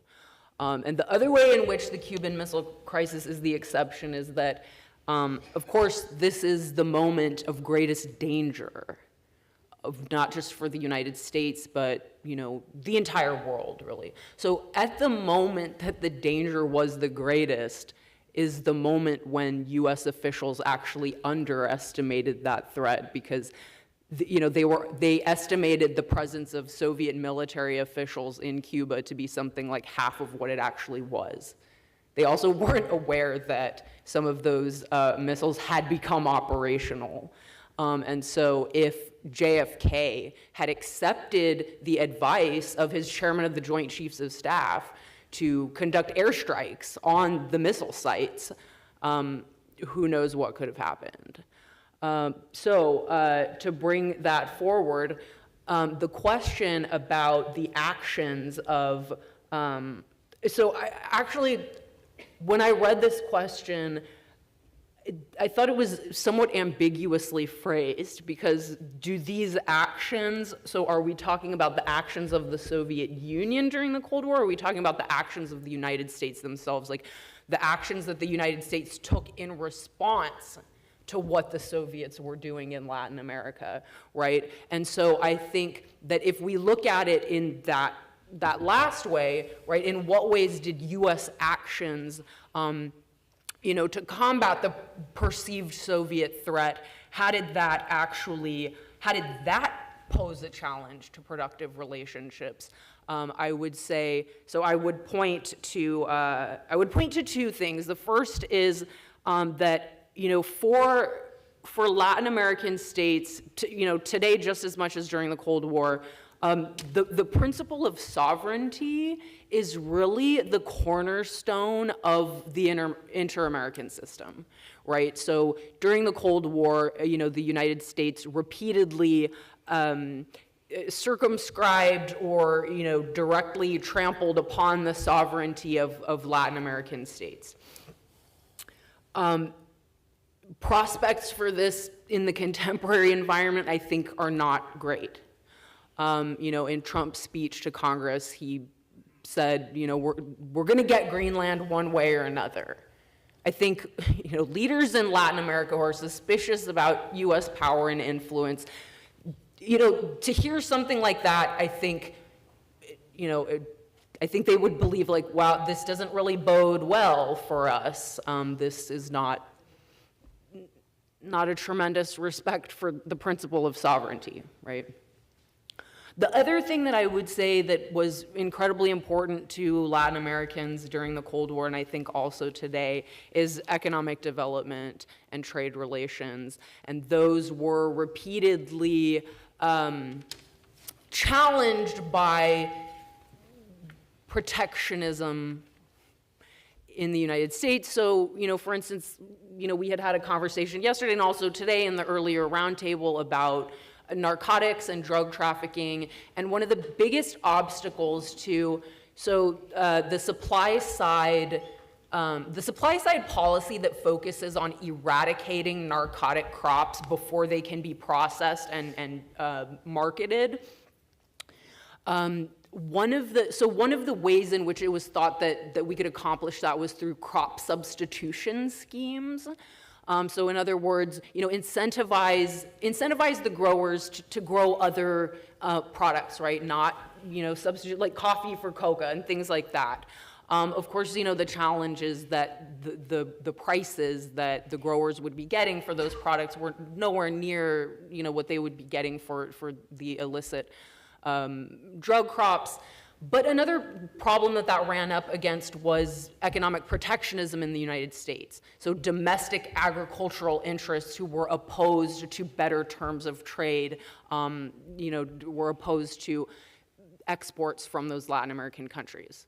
So again, reading the tea leaves, I guess you really don't actually have to read the tea leaves. You just listen to what Trump is saying, because of course, whether we're using tariffs as to protect domestic industry, or we're using tariffs as a threat to try to force concessions from other countries. Maybe there's both of those are being pursued, but either way, the sort of protection of domestic industry, I think, is something that is increasing right now and not decreasing. Okay. Yeah, I knew that would be right to have that be the first answer, because that was just on point. So I would approach this question also thinking back to the Cold War, but not in international relations, but as someone who studies domestic politics. The other thing that happened, obviously, with the Soviet Union was that its influence was the driving, or fear of its influence was the driving factor that led to military coups, with either tacit or implicit support from the United States and other Western powers. And so when you think about, the evening of the Chilean coup, as the ruling junta, the Joint Chiefs of Chile, went on TV to talk about their actions, and they discussed the Marxist cancer that needed to be eradicated. And so that kind of that division, that cleavage, was a driving thing that led to that level of social conflict and led to a style of political discourse around those issues. Now, the Soviet Union's obviously faded, and so, but that legacy and that process of fading in and of itself was the great boon for markets in Latin America. When the Soviet model failed and the market model was all that's left, you then have this turn towards, obviously, capitalist economies and neoliberal economies and all that. But the USSR is no longer, obviously, the stalking horse. Russia, is, as we'll talk about later, is not seen all that much or thought about all that much by most of the Latin American public. But that same dynamic of socialism and its issues, think about the politics. All you had to do to sink a leftist politician historically in a lot of countries was just compare him to Hugo Chavez, compare him to Fidel. And that works. And that continues to work. And so I think that, I mean, even to the extent, for example, that one of the reasons why Colombians don't like Venezuelan immigrants is not just the economic cost, but because they perceive them as being Venezuelans and being leftists, even though the majority of the people who are leaving Venezuela are conservatives. And so, but Alicia Holland has done this survey in Colombia where she finds that the Colombians perceive the Venezuelan immigrants and refugees as being leftists and possibly dangerous in that way, even though the leftists are the ones who are still in Venezuela. And so it's this interesting dynamic that it's not the answer to the question, but it is worth thinking about, that it's going to be a similar dynamic left and right and polarization over it, even if it's just not the Soviet Union that's the boogeyman anymore. Yep. So to circle back on both my colleagues' opinions here, obviously Cuba has been the central point of Soviet concern historically in Latin America. But if we fast forward today, political ideology remains the pressing concerns, right? The ambassador spoke about the concerns in Venezuela and the lack of diplomatic relations there for, what, 10 years, sir? About 10 years, and the same with Cuba. And so the Soviet impression is still there. And one of the things that complements that is why organizations such as the Organization of American States are so important to keep the United States in dialogue in this conversation, to kind of unite those countries to maintain that capitalist and democratic philosophies. I would just end this comment by examining the current geopolitical context of Latin America, and I wouldn't say that the focus so much has been on the Soviet Union's legacy. I would look at the influence of outside countries, and one of the things that was brought in a couple of the conversations was China's influence in particular with the Belt and Road Initiative, and I think that's going to be one of the focal points of the conversation. And the Soviet Union is kind of the closed chapter, or at least a closing chapter. Hi, thank you. So I do not want to repeat anything that's been said, but I do want to echo these really well articulated arguments. The United States is historically been the reason that these institutions exist, as weak as they are, that have created states that have low capacity and the inability to provide for their citizens. They've created and enabled situations that are forcing citizens to flee. I'm bringing this back, if I may, to immigration. And if we cannot control for these institutions, we're enabling citizens to be pushed out of their home countries and in search for something better. And unfortunately, the United States being that pulling country, that ends up being the destination. So forgive the superficial approach, but I don't want to repeat what's already been said. Thank you so much. Looking now at the third question, it's clear that some of these will bleed into each other, and that's okay if they do. And feel free, if you have other thoughts that you want to get into as a part of your answer, feel free to do that. Let's begin this time with Dr. Regan question 3, what's the likelihood that the United States will continue to see Latin America as an area of vulnerability in relation to other geopolitical rivalries in the coming years? And you already began to address this a little bit with your China comment. So Yeah. feel free to expand on that. Yeah, so I'm going to just repeat a number of things. I apologize. So first things first is Latin America is our next door neighbor, right? And one of the students that did a presentation talked about the importance of the Monroe Doctrine, right? And obviously with Latin America right to our south, it's critically important that our interests in Latin America are protected from outside influences.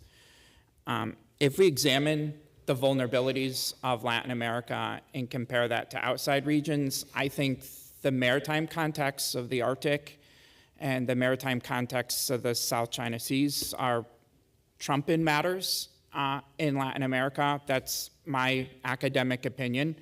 But however, I think it's also important to circle back and look at the deeper levels of concerns that are going on in Latin America, in particular, Central America, right? Central America has had historic gang-related issues, right, that become more problematic.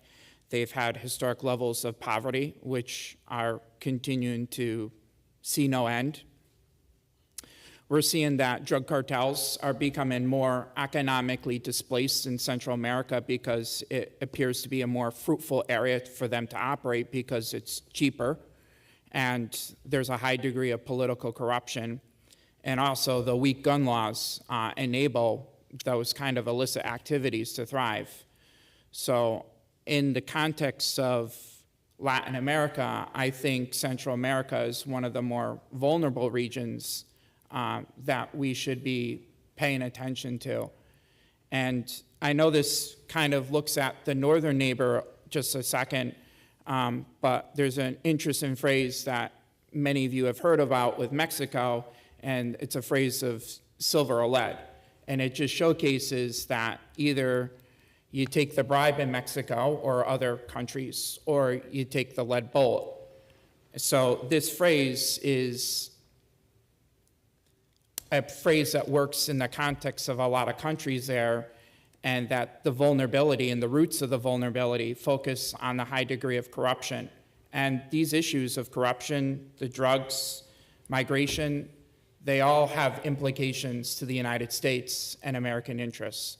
And I'll yield the floor. Thank you.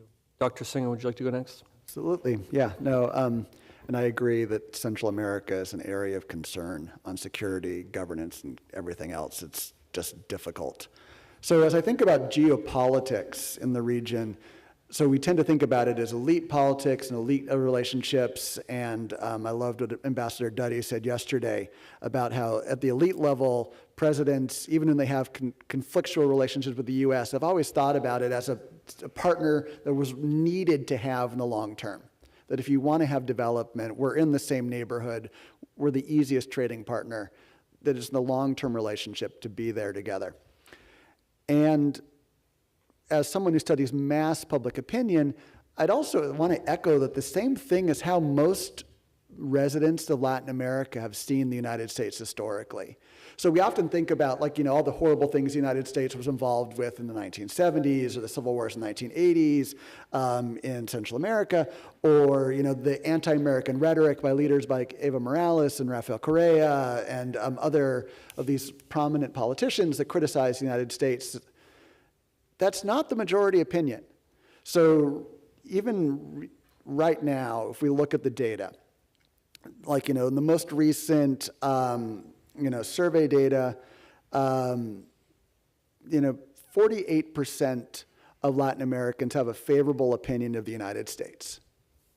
That's compared to 40% for China and roughly 40% for Russia.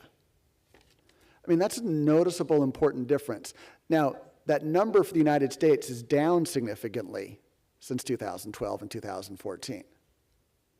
But we are still generally liked, respected, have favorable opinions of. And so there are opportunities still for cooperation there. And this gets to what the last panel was talking about, or Dr. Ellis in particular talked about. We have these opportunities for soft power, for maintaining positive relationships through cooperation, through cultural exchanges, through our various aid programs, and all those things have done good work. We can contrast that with the opinion of China. When up until 4 years ago, in all the Latino barometer surveys that have been done since 2001, more than 20% of the people who were asked, what do you think about China? Do you have a favorable, unfavorable opinion of them? Didn't answer. They didn't know enough to know. Similarly, Russia, same thing. 20-25% of people didn't have an opinion, whereas for the United States, it's 6, 7, 8%, depending upon the survey. So most of these other countries, they're not top of mind, even with Huawei and the other country and the other investment and the technology investments that China's done in the region. And so, and it's interesting to note, as the number of people who have opinions about China have increased in the last couple of years, the favorability of China among the Latin American public has gone down. So if anything, we are actually, as much as the United States is less popular than it used to be, China is much worse. So again, there are opportunities for us to maintain these relationships. They want to be our friend. Despite all the concerns about sovereignty, despite all those other things, we are the countries they know. We are the country they generally like. But we can't squander it. And as the last panel talked about, and I'm not going to re-echo it, I'll just say, I think right now we're squandering it. A lot of our short-term strategic decisions we're making are alienating our neighbors and alienating our friends. Thank you. Dr. Groh? Instead of approaching this as a potential vulnerability, why aren't we approaching this as an opportunity? These areas that can be built upon, strengthened, are fair investments in U.S. foreign policy, fair investments to incentivize foreign direct investment through U.S.-based corporations. And if we can invest in infrastructure and invest, or better yet, incentivize domestic institutions, or incentivize investment in direct domestic institutions, we can curb immigration. We can curb the desire or the need for a mass amount of population to flee their home country. Second to this, the United States is dependent greatly on migrant-based labor, whether we look at it through agriculture or where we look at it through seasonal employment. Why not create a modernized Bracero program which allows legal, regulated immigration back into the United States for, again, the seasonal type of work or specific labor migrants to participate in the US economy. So my approach to this question is, instead of looking at it as a vulnerability, let's approach it as an opportunity. Yeah, so I agree with that. Unfortunately, I think the answer to the question about the likelihood that U.S. officials will continue to perceive it as an area of vulnerability, I think reaches near certainty. And again, the Monroe Doctrine, this view of Latin America as a region that is vulnerable to extra hemispheric power and influence goes back a long way, right? Of course, the irony of the Monroe Doctrine is the United States was not actually capable of enforcing it at the time that it was issued, so the United States was actually largely reliant on British sea power to enforce its desire to keep the European imperialists out of the hemisphere. But so a historical perspective on this, view of Latin America as vulnerable. So during the years of détente, when Nixon and Kissinger are pursuing triangular diplomacy with China and the Soviet Union. So this is during the same period that Salvador Allende comes to power in Chile, right, as Latin America's first elected Marxist-Leninist head of state.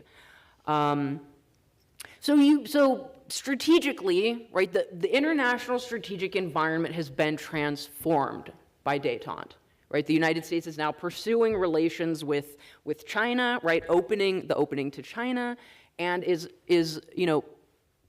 pursuing better relations with the Soviet Union as well. So given this transformation of the international strategic environment, what threat does an elected Marxist-Leninist government in Latin America pose to the United States? Okay, certainly we can go back to the economic argument, right? That the nationalization of, privately held, U.S. multinational corporations, that would certainly be, a threat to corporate interests. But as far as a national security threat, Kissinger himself, described Chile as a dagger pointing at the heart of Antarctica. And yet, that didn't stop Nixon and Kissinger from supporting any and all efforts to try to undermine the Chile's economy in order to create the conditions by which a military coup would succeed. So, to bring it back to today, I agree wholeheartedly with Dr. Groh that U.S. officials, that the more productive way of viewing the region is as an area of opportunity, right? But I also want to point out that, concerns about Russian and Chinese influence, I think there's a tendency today to assume that China and Russia are natural allies. And that is absolutely not the case. I talked a little bit yesterday about Sino-Soviet tensions, what we call the Sino-Soviet split. I don't love that nomenclature because the word split has an implication that it's sudden. It is like sudden and irreparable. And that's not the case.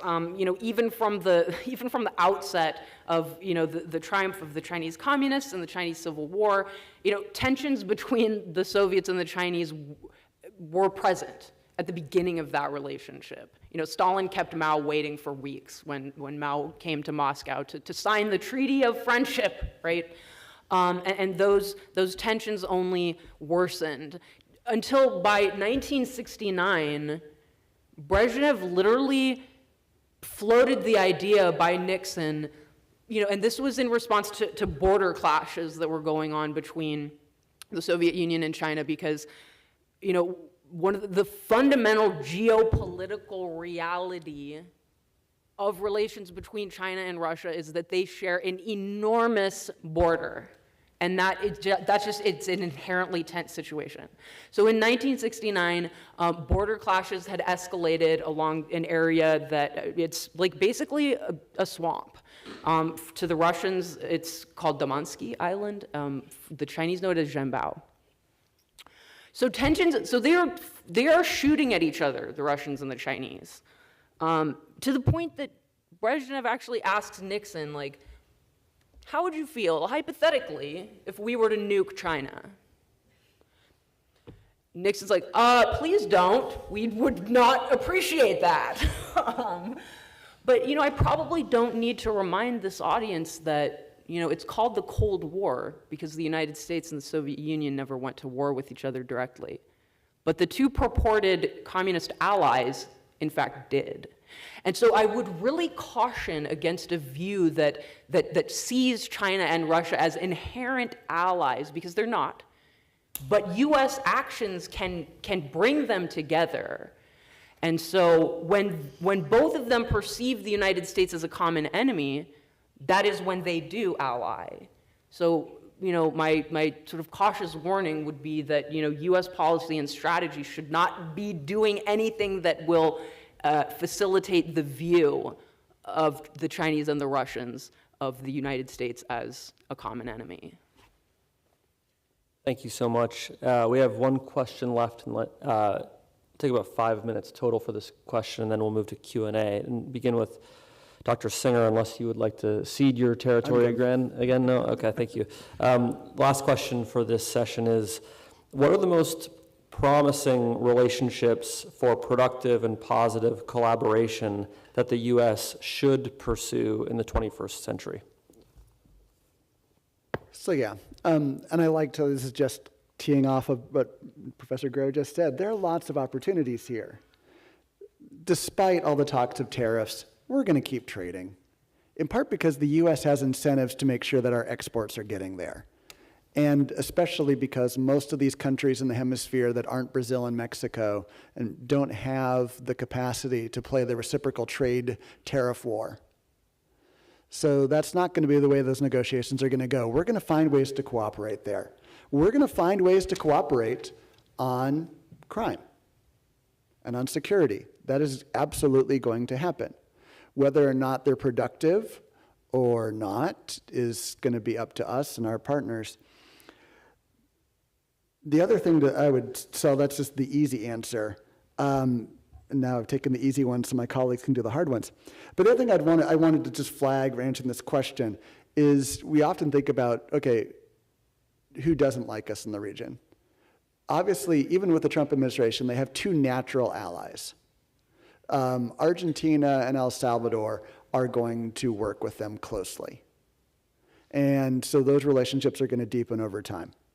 And then the long-term historical relationship between the United States military and security forces and Latin American security forces are going to continue to deepen because we have common interests. We want to stop security threats, so do they. We want to stop drugs, so do, we'll say, a lot of them. Not all. But we have lots of opportunities there. And that's where, going back to the principle from the very first comment on sovereignty is going to possibly threat, that the one way to alienate them is to disrespect their security forces and disrespect them as a country. And so that's where I would worry about that cooperation in the long term. Thank you. Yeah, so I'll be brief too. I mean, if you look at the context of Latin America, there's a couple pathways of hope and optimism, as my colleagues to the left mentioned. Brazil being the largest economy, right, in Latin America, a very influential economic player that will be instrumental to the United States to have dialogues with. Mexico, with its trade, drug enforcement, immigration, certainly going to be a pivotal player. One of the other countries that I think has really been an instrumental ally, especially with its narcotics problem, is Colombia. Colombia has been a pivotal player with the United States, cooperating with one another. We already have an established free trade agreement with them, so I think that's important navigating forward. And maybe my colleague to the left will add to this. Maybe there's optimism that eventually, somewhere down the road, that Cuba will become a democratic country, and maybe the course of direction and the embargo will end, and we could restore dialogues once again. So I agree with everything that's already been said, and I'll just accept that invitation to talk about Cuba a little bit more. Also in a historical example, so during the years of détente that I was just, talking about, there was an attempt actually to reach out to Cuba, right, to lessen tensions. And so during the 70s, there's this realization that, Cuban interests align with U.S. interests in preventing terrorism. A lot of the hijacked flights during that time were people trying to get to Havana. This was not good for Castro either. So, these initial attempts to cooperate in counterterrorism, unfortunately fell victim to demands. So essentially in 1975, when the Carnation Revolution in Portugal accelerates decolonization in Lusophone Africa, and the Cubans are supporting the Marxist-Leninist forces under Agostinho Neto in Angola by invitation.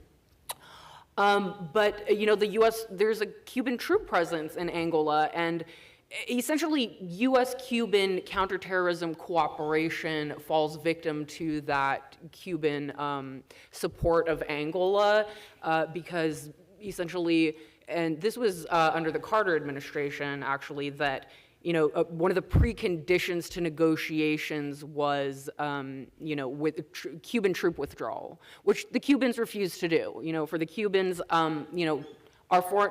Cuban foreign policy was not up for negotiation. So, long story short, I do think that there is the potential for cooperation between the United States and Cuba. I personally would love to see the embargo softened, at least at minimum softened, if not, lifted entirely. I think greater economic relations with Cuba, greater, more opening to Cuba could potentially have, the desired results, which would be democratization, because the embargo has not worked. So maybe it's time to pursue a different approach. Thank you. So my original intent was to talk about how this relates back to immigration, how we can strengthen border security, work, and again, in cooperation. I'm a positive sum game person, as in it's a win-win. It doesn't have to be a zero-sum game where someone loses. But I'm going to swap that, and instead I want to talk about how import substitution has not worked historically.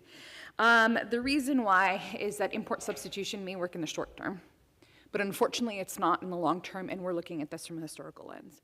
But what has worked is export-oriented industry and that mercantilist approach of investing in export-oriented industries. Well, who's trading with us? This was already said. Who's trading with us? Well, if I can throw in another country into this mix, so is Canada. Canada and Mexico are going to be probably the easiest. We'd have to look at the numbers in terms of what percentage of our exports they do receive, but this is where we have room for growth. The United States is at a trade deficit, meaning we're importing more than we're exporting. So again, win-win situation here. It's an opportunity for growth. By stimulating the US economy, we're doing good things domestically. But that in turn is going to give us leverage, give us opportunity to, again, reinforce the decades-old trade agreements, bilateral, multilateral, and increase relations along that liberalist approach to countries that trade together, don't go to war against each other. And if I may, I'm going to leave it there. I would rather see export-oriented approach to this. Thank you so much to the four of you for those very rich comments on these questions. And now I'd like to open it up to anyone in the audience who'd like to ask a question or make a comment for our panelists. Please come down to the microphones here on the sides.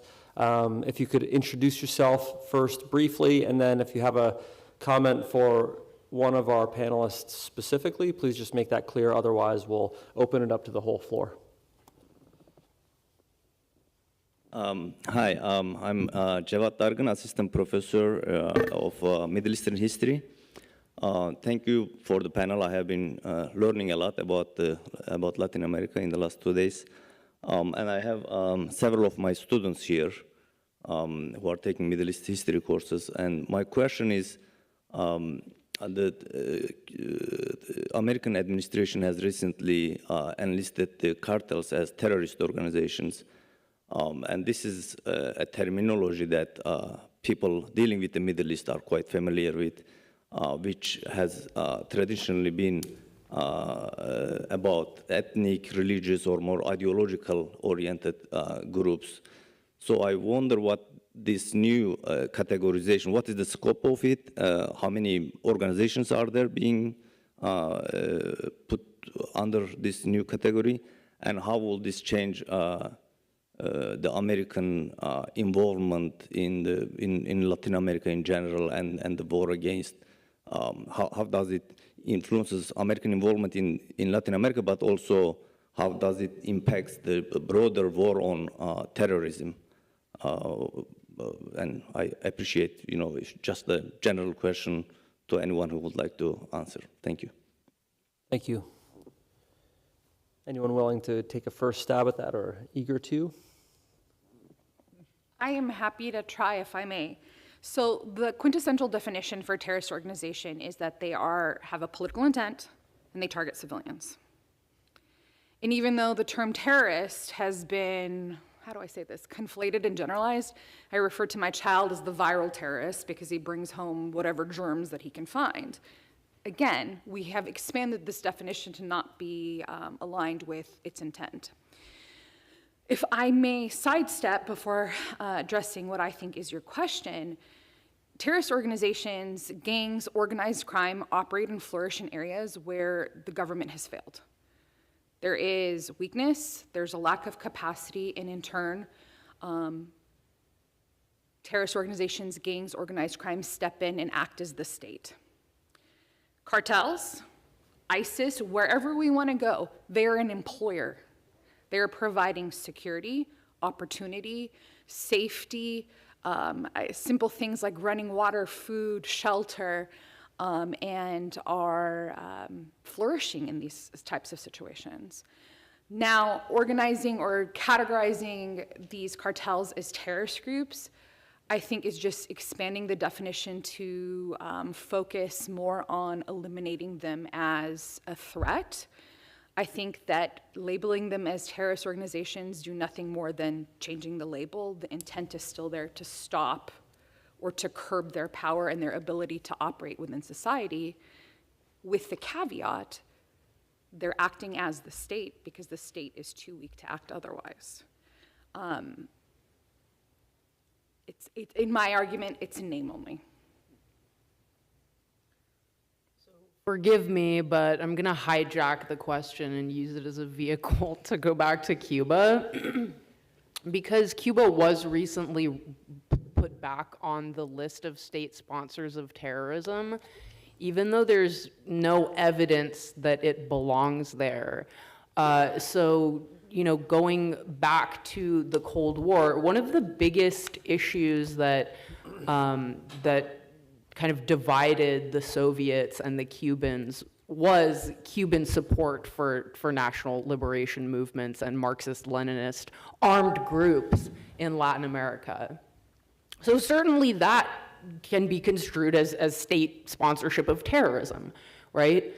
Well, you know, especially after the missile crisis, as the Soviets were pursuing better relations with the United States, Cuban support for armed groups became, you know, anathema to the Soviets. So the Soviets were trying to convince Castro and the Cubans to give up support for these groups. Castro was very resistant. It ultimately, you know, I think it came down to a trip. You know, the Soviets sent Anastas Mikoyan, one of their most effective diplomats, to essentially threaten the Cubans, you know, with cutting off supplies of oil. Like, you know, hey, we're gonna cut you off if you don't stop supporting these armed groups. So after that, the Cubans did scale back their support for armed groups in Latin America. So I think we're sort of well past the period when Cuba could be considered a state sponsor of terrorism. Now, on the flip side, you have, you know, especially in Miami, during the Cold War, you know, all of the Cuban exile groups that were, in fact, committing acts of terrorism against Cuba. So, you know, US officials did have knowledge of these groups.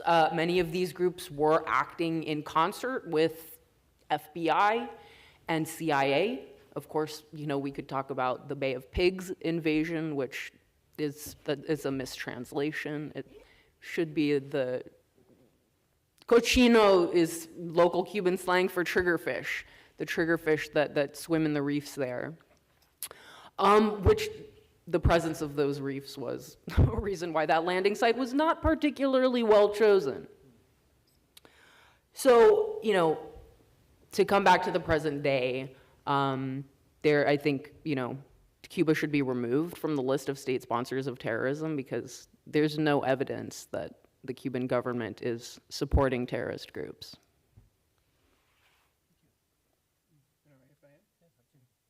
So terrorism is actually one of my focal areas of research, and I think one of the pivotal topics of labeling the drug cartels as a terrorist organization is it's one of the factors that's driving policy and policy initiatives under the current administration. But to rewind the clock a little bit and look at the root definitions of terrorism, it's one of the most complicated areas to define. So if you think about the word operationalization, how do you define terrorism? It's something that's not easily defined. There's actually I think there's approximately 109 definitions of terrorism that have been used. And because of this, how do you appropriately define that? And if you look at drug cartels and you look at terrorist organizations, yeah, they both engage in violence.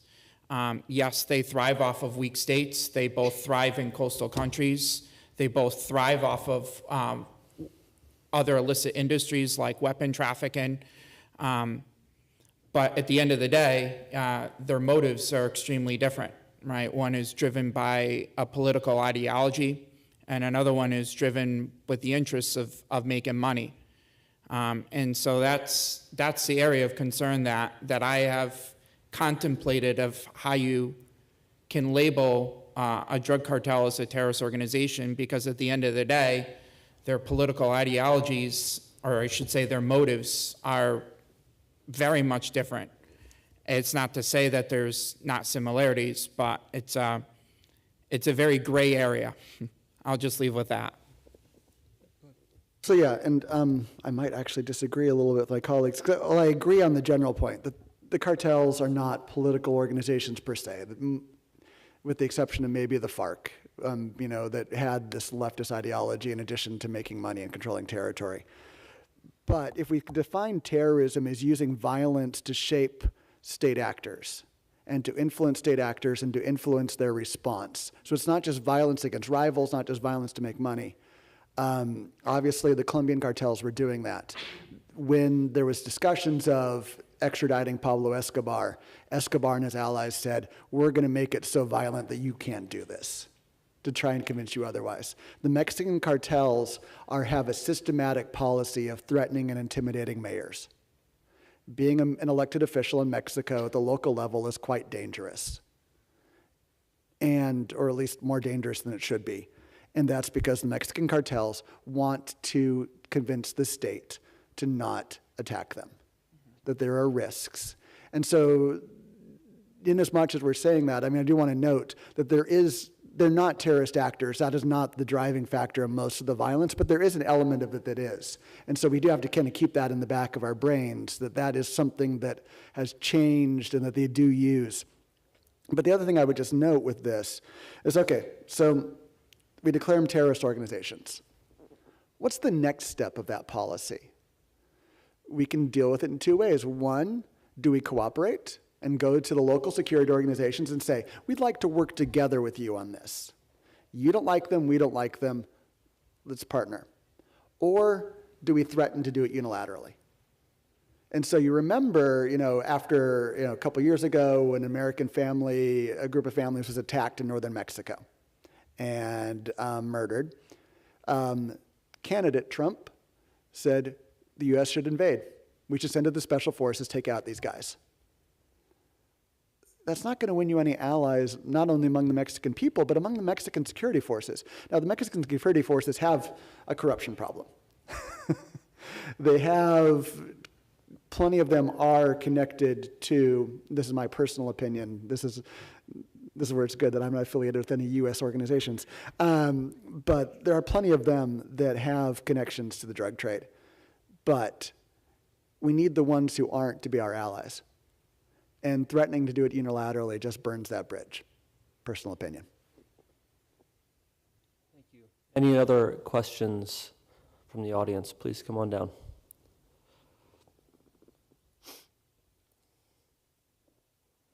Good morning, I'm Cadet Aguilera. My question refers to strategy as what the panel session is called. What strategy, as far as you guys can let us know about, is being taken upon organized crime that is being backed up by, nations across the ocean? Thank you.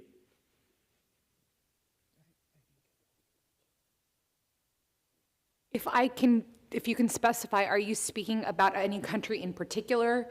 Are you talking about domestic efforts to combat, or, U.S. domestic effort or in-country domestic effort? For both to see how they're working together. I know that there was a partnership between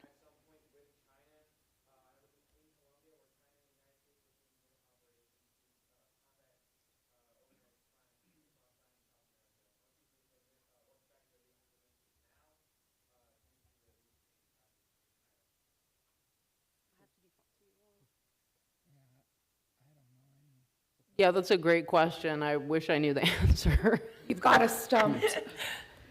Yeah, I would just say with the current administration, there's been a lot of changes, and I personally am not up to date with that. I'm sorry, I can't answer that. I would just say that, you know, the posing of the question, I think, you know, points toward an answer to actually one of the earlier questions about, you know, the vulnerability to the region from extra hemispheric influences, and, you know, with all the talk of, you know, return to great power competition and China as, you know, the United States pacing threat, I think we should not lose sight of the fact that there are still areas of cooperation, you know, where the United States and China can pursue a more cooperative relationship, and certainly, you know, combating criminal and terrorist organizations is one of them. Because especially as China begins to, you know, Dr. Ellis is no longer here, but, you know, he gave a wonderful presentation yesterday about all the ways in which China is expanding its influence in Latin America, and certainly that's happening in Africa as well, you know, to the point that now China is the one being accused of colonialism, right? But, you know, and I think this actually does go back to what I mentioned earlier about that, the inherent tension that, you know, is reflected in Washington's farewell speech, that tension between wanting to have commercial and trade relations with all, but entangling political relations with none, right? And so I think we're seeing that with China right now, that the more they expand, you know, trade relations, economic relations, the more that they invest in the countries of Latin America, the more invested they will be in political stability in Latin America. And so, you know, I think this is an area where the United States and China could, you know, pursue fruitful cooperation. Yeah, so I just do have one note to add to your question with regards to combating organized crime and a lot of the forthcoming initiatives. And one of the scholarly points of view is it's called the balloon effect. So when you tackle one issue in one particular country with some sort of cooperated effort, one of the concerns is that you don't want that problem to be displaced into another area, right? So you're pressing on a balloon, and that air could be pushed into another region. So whatever efforts that the United States is going to partner with forthcoming countries with, I think it's important that we take a robust, comprehensive approach to those matters to ensure that we're deflating the balloon properly and not displacing the air, right? You want to ensure that you're addressing whatever the root problems are. And I think that's a delicate approach that's going to be pretty challenging. And at the same time, you know, as the United States takes these initiatives, right, you certainly don't want the United States to be perceived as the occupying force in these initiatives too. I guess I'll just chime in one more area of possible cooperation that's really fascinating. So this is not something I knew until recently, but I've been reading about it, is that there was one area of international drug production that the Chinese kind of have cornered the market on. The precursors of fentanyl are really hard to synthesize. And so it was actually really interesting. The Mexican cartels, during the COVID trade restrictions, all of a sudden realized they couldn't get access to the precursors to make fentanyl. They know how to mix it, they know how to make it, but they can't make the actual ingredients. And so this got on my radar because of a really interesting report that was published in the New York Times about the cartels recruiting chemists inside Mexican universities, like young chemistry students, to try and design precursors for them. And they have not succeeded yet. But that is just a really easy area of cooperation to have, you know, international Americas and Chinese cooperation to limit the flow of those precursors.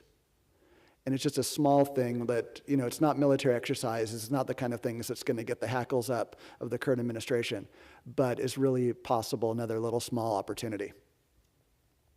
All Sorry, this isn't going to answer your question, but the only other cooperation that I can think of is environmentally based. But when we're talking about China and the United States in the same sentence and trying to add in the word environment, it's not going to work. But that is the only other area that I can anticipate would be warranted for global, multi-regional cooperation. But again, sorry that I didn't answer your question. Can I just say, I think you should write a paper about this and present it at next year's Peace and War Summit. We have a few minutes left, so I'd like to invite anyone else who would like to ask a question down to one of these microphones on the side.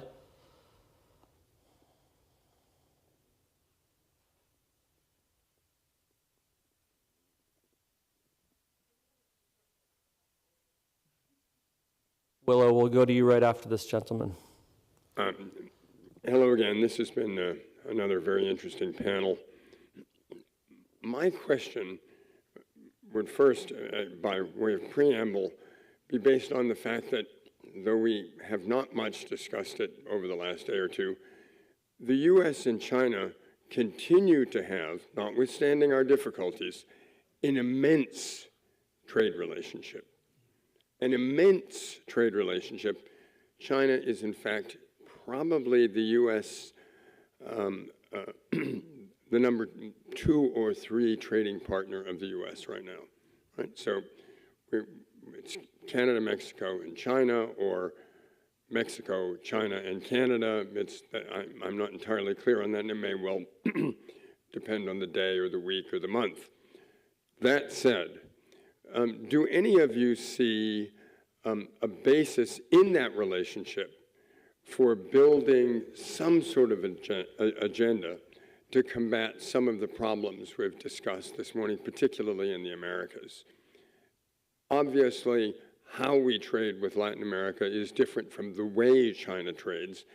And as a consequence, in many respects, we are not actually in competition economically so much as we are politically, right? Is there a way to, in a sense, square this circle and find at least some areas of commonality on which we could base engagement in the region? Thank you for that question. If I may start from an economic angle, if we're talking about these trade relations between, again, multiple partners, but we'll say Latin America as if it was its own country, Latin America, China, US, and whatever combination thereof. The other question is if we invest, again, foreign policy or, again, domestic in-country investments in creating a skilled workforce, whatever that skilled workforce looks like, whether it's service-based or manufacturing-based, for countries in Latin America to then economically develop and participate, again, as an export oriented or a receiving country to increase and, more importantly, to discourage migration. That was my ultimate theme or tie back that I wanted to bring it back to. I think that there's an opportunity to educate a workforce globally, United States even, to permit or to discourage, better yet, forced poverty-related migration. I mean, I would just say, that is the $1,000,000 question, right? And at the War College in my department, we, the last case study that we teach is, most all our case studies are historical, but we end with this case study on, return to great power competition, right? And what might a future war with China look like, and what might be the trigger point for that war. But, that's, one of the questions I always pose to students is just, right, in light of, economic interdependence between China and the United States, is the American people really prepared to take on the sacrifices and burdens that will be required for what will undoubtedly be a protracted war? And what the trigger point for such a war, of course, U.S. allies in Asia and Southeast Asia, they're incredibly worried about, the threat of revisionist China, right? And, all the competing claims to sovereignty over islands in the South China Sea and all this kind of thing. So, if the trigger point the trigger point for the war will undoubtedly be, an incident from within that region itself. And to what extent, will U.S. allies in other parts of the world support an effort in Asia? I think the European allies have recently said, no thanks. So that's somewhat problematic, because if a war with China were to occur, of course the United States would need to draw on every single alliance that it has, and of course the United States has, if I could put up a slide of U.S. alliances and alliance systems and treaty partners, the list would be enormous compared to, I think, China's only ally is North Korea. But I think the question that you've posed is the $1 million question. Like to get on that? Yeah, I just have a little quick point. It's the U.S.-China relations economically is probably one of the most delicate, fragile economic relations amongst countries in the world. These are the two key economic superpowers, and I'm not sure if we can square off that circle. And I'm forecasting here, I don't see us squaring off that circle, at least in the next 4 years. And I can just chime in, just as we're thinking about areas of cooperation, going back to that, because we are, and I like the ambassador's point, that we have such a strong relationship that it's one of the several countries that we have the possibility of mutually assured economic destruction in the current moment. So just in that in of itself, there should be incentives to back off of the brink a little bit,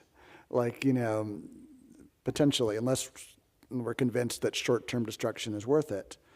But there are a couple things in Latin America in particular, so that's the conversation for this.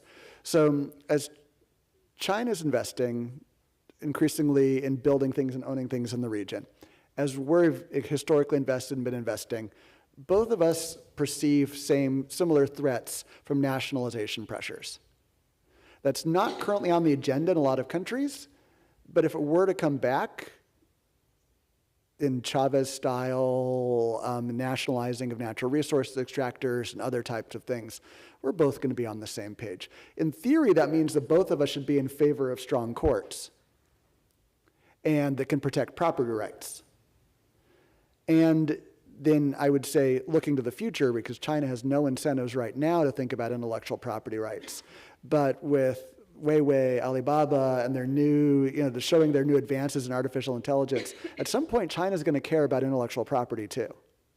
And once theirs is worth protecting, which it's there in many sectors, that's another area where we can work together. Maybe. Thank you. We have 1 more minute, and Professor Koo and the panelists, we have a student who would love to give them the opportunity to ask a question. So this is more of a interest in your opinions rather than a question. You mentioned the Trump administration a few times during the questions here, and I think it's probably the most imperative question for most American citizens right now is, how is the pragmatic structure and nature of President Trump's administration going to affect our relationships? Because the biggest issue I believe that we can establish, just evidently by looking at it between China and America ourselves, is that we have strikingly different opinions on how to treat diplomatic matters, and Trump is specifically I don't want to say a potential threat to that peaceful experience, but he's definitely shown some not so great opportunity for us in this field. So if I could get anyone's opinion, that would be great. Thank you. Thank you, and maybe we can end with everyone just giving a brief response to that question. So I'll just be quick to reiterate the opening theme from yesterday, and what we've emphasized today. Latin America's historically been our friend. They've been our allies. We've cooperated on so many issues. We've had difficulties. We've had difficult problems where we've overstepped or where they've had problems with us. We're destroying those relationships pretty quick. That's my worry. A lot of these short-term actions that we are burning bridges, attacking allies over minor things, it makes me nervous because it's a lot easier to destroy a relationship than to build it. So I'll just quickly add too, because we're running out of time. I'll just argue that history tells us that a lot of American actions have largely been triggered through diplomacy, right, and cooperation. And I think the approach that we've seen is has been eroding away from diplomacy and treating this process as a business deal. And you can't treat countries and treat approaches as a business deal. That's my opinion. So I would just reiterate the importance of, for the United States, respect for sovereignty of other states and countries, and the importance of free trade. So, you know, the prospects for you know, respect for sovereignty and free trade, I think, are not great right now, but you know, hopefully can be improved over the longer term. If I may echo what was previously said about the United States' approach to transactional relationships, Trump's approach has been, we're willing to do this, but we want something in return, which is not a bad thing, but it's just not been historically done with the diplomatic side of it. We don't know what we don't know, and maybe in 5-10 years from now, we can probably see if it was a success or a failure or have some comment. Time will tell. Everyone, please join me in thanking our panelists, Dr. Groh, Dr. Perazino, Dr. Regan, and Dr. Singer.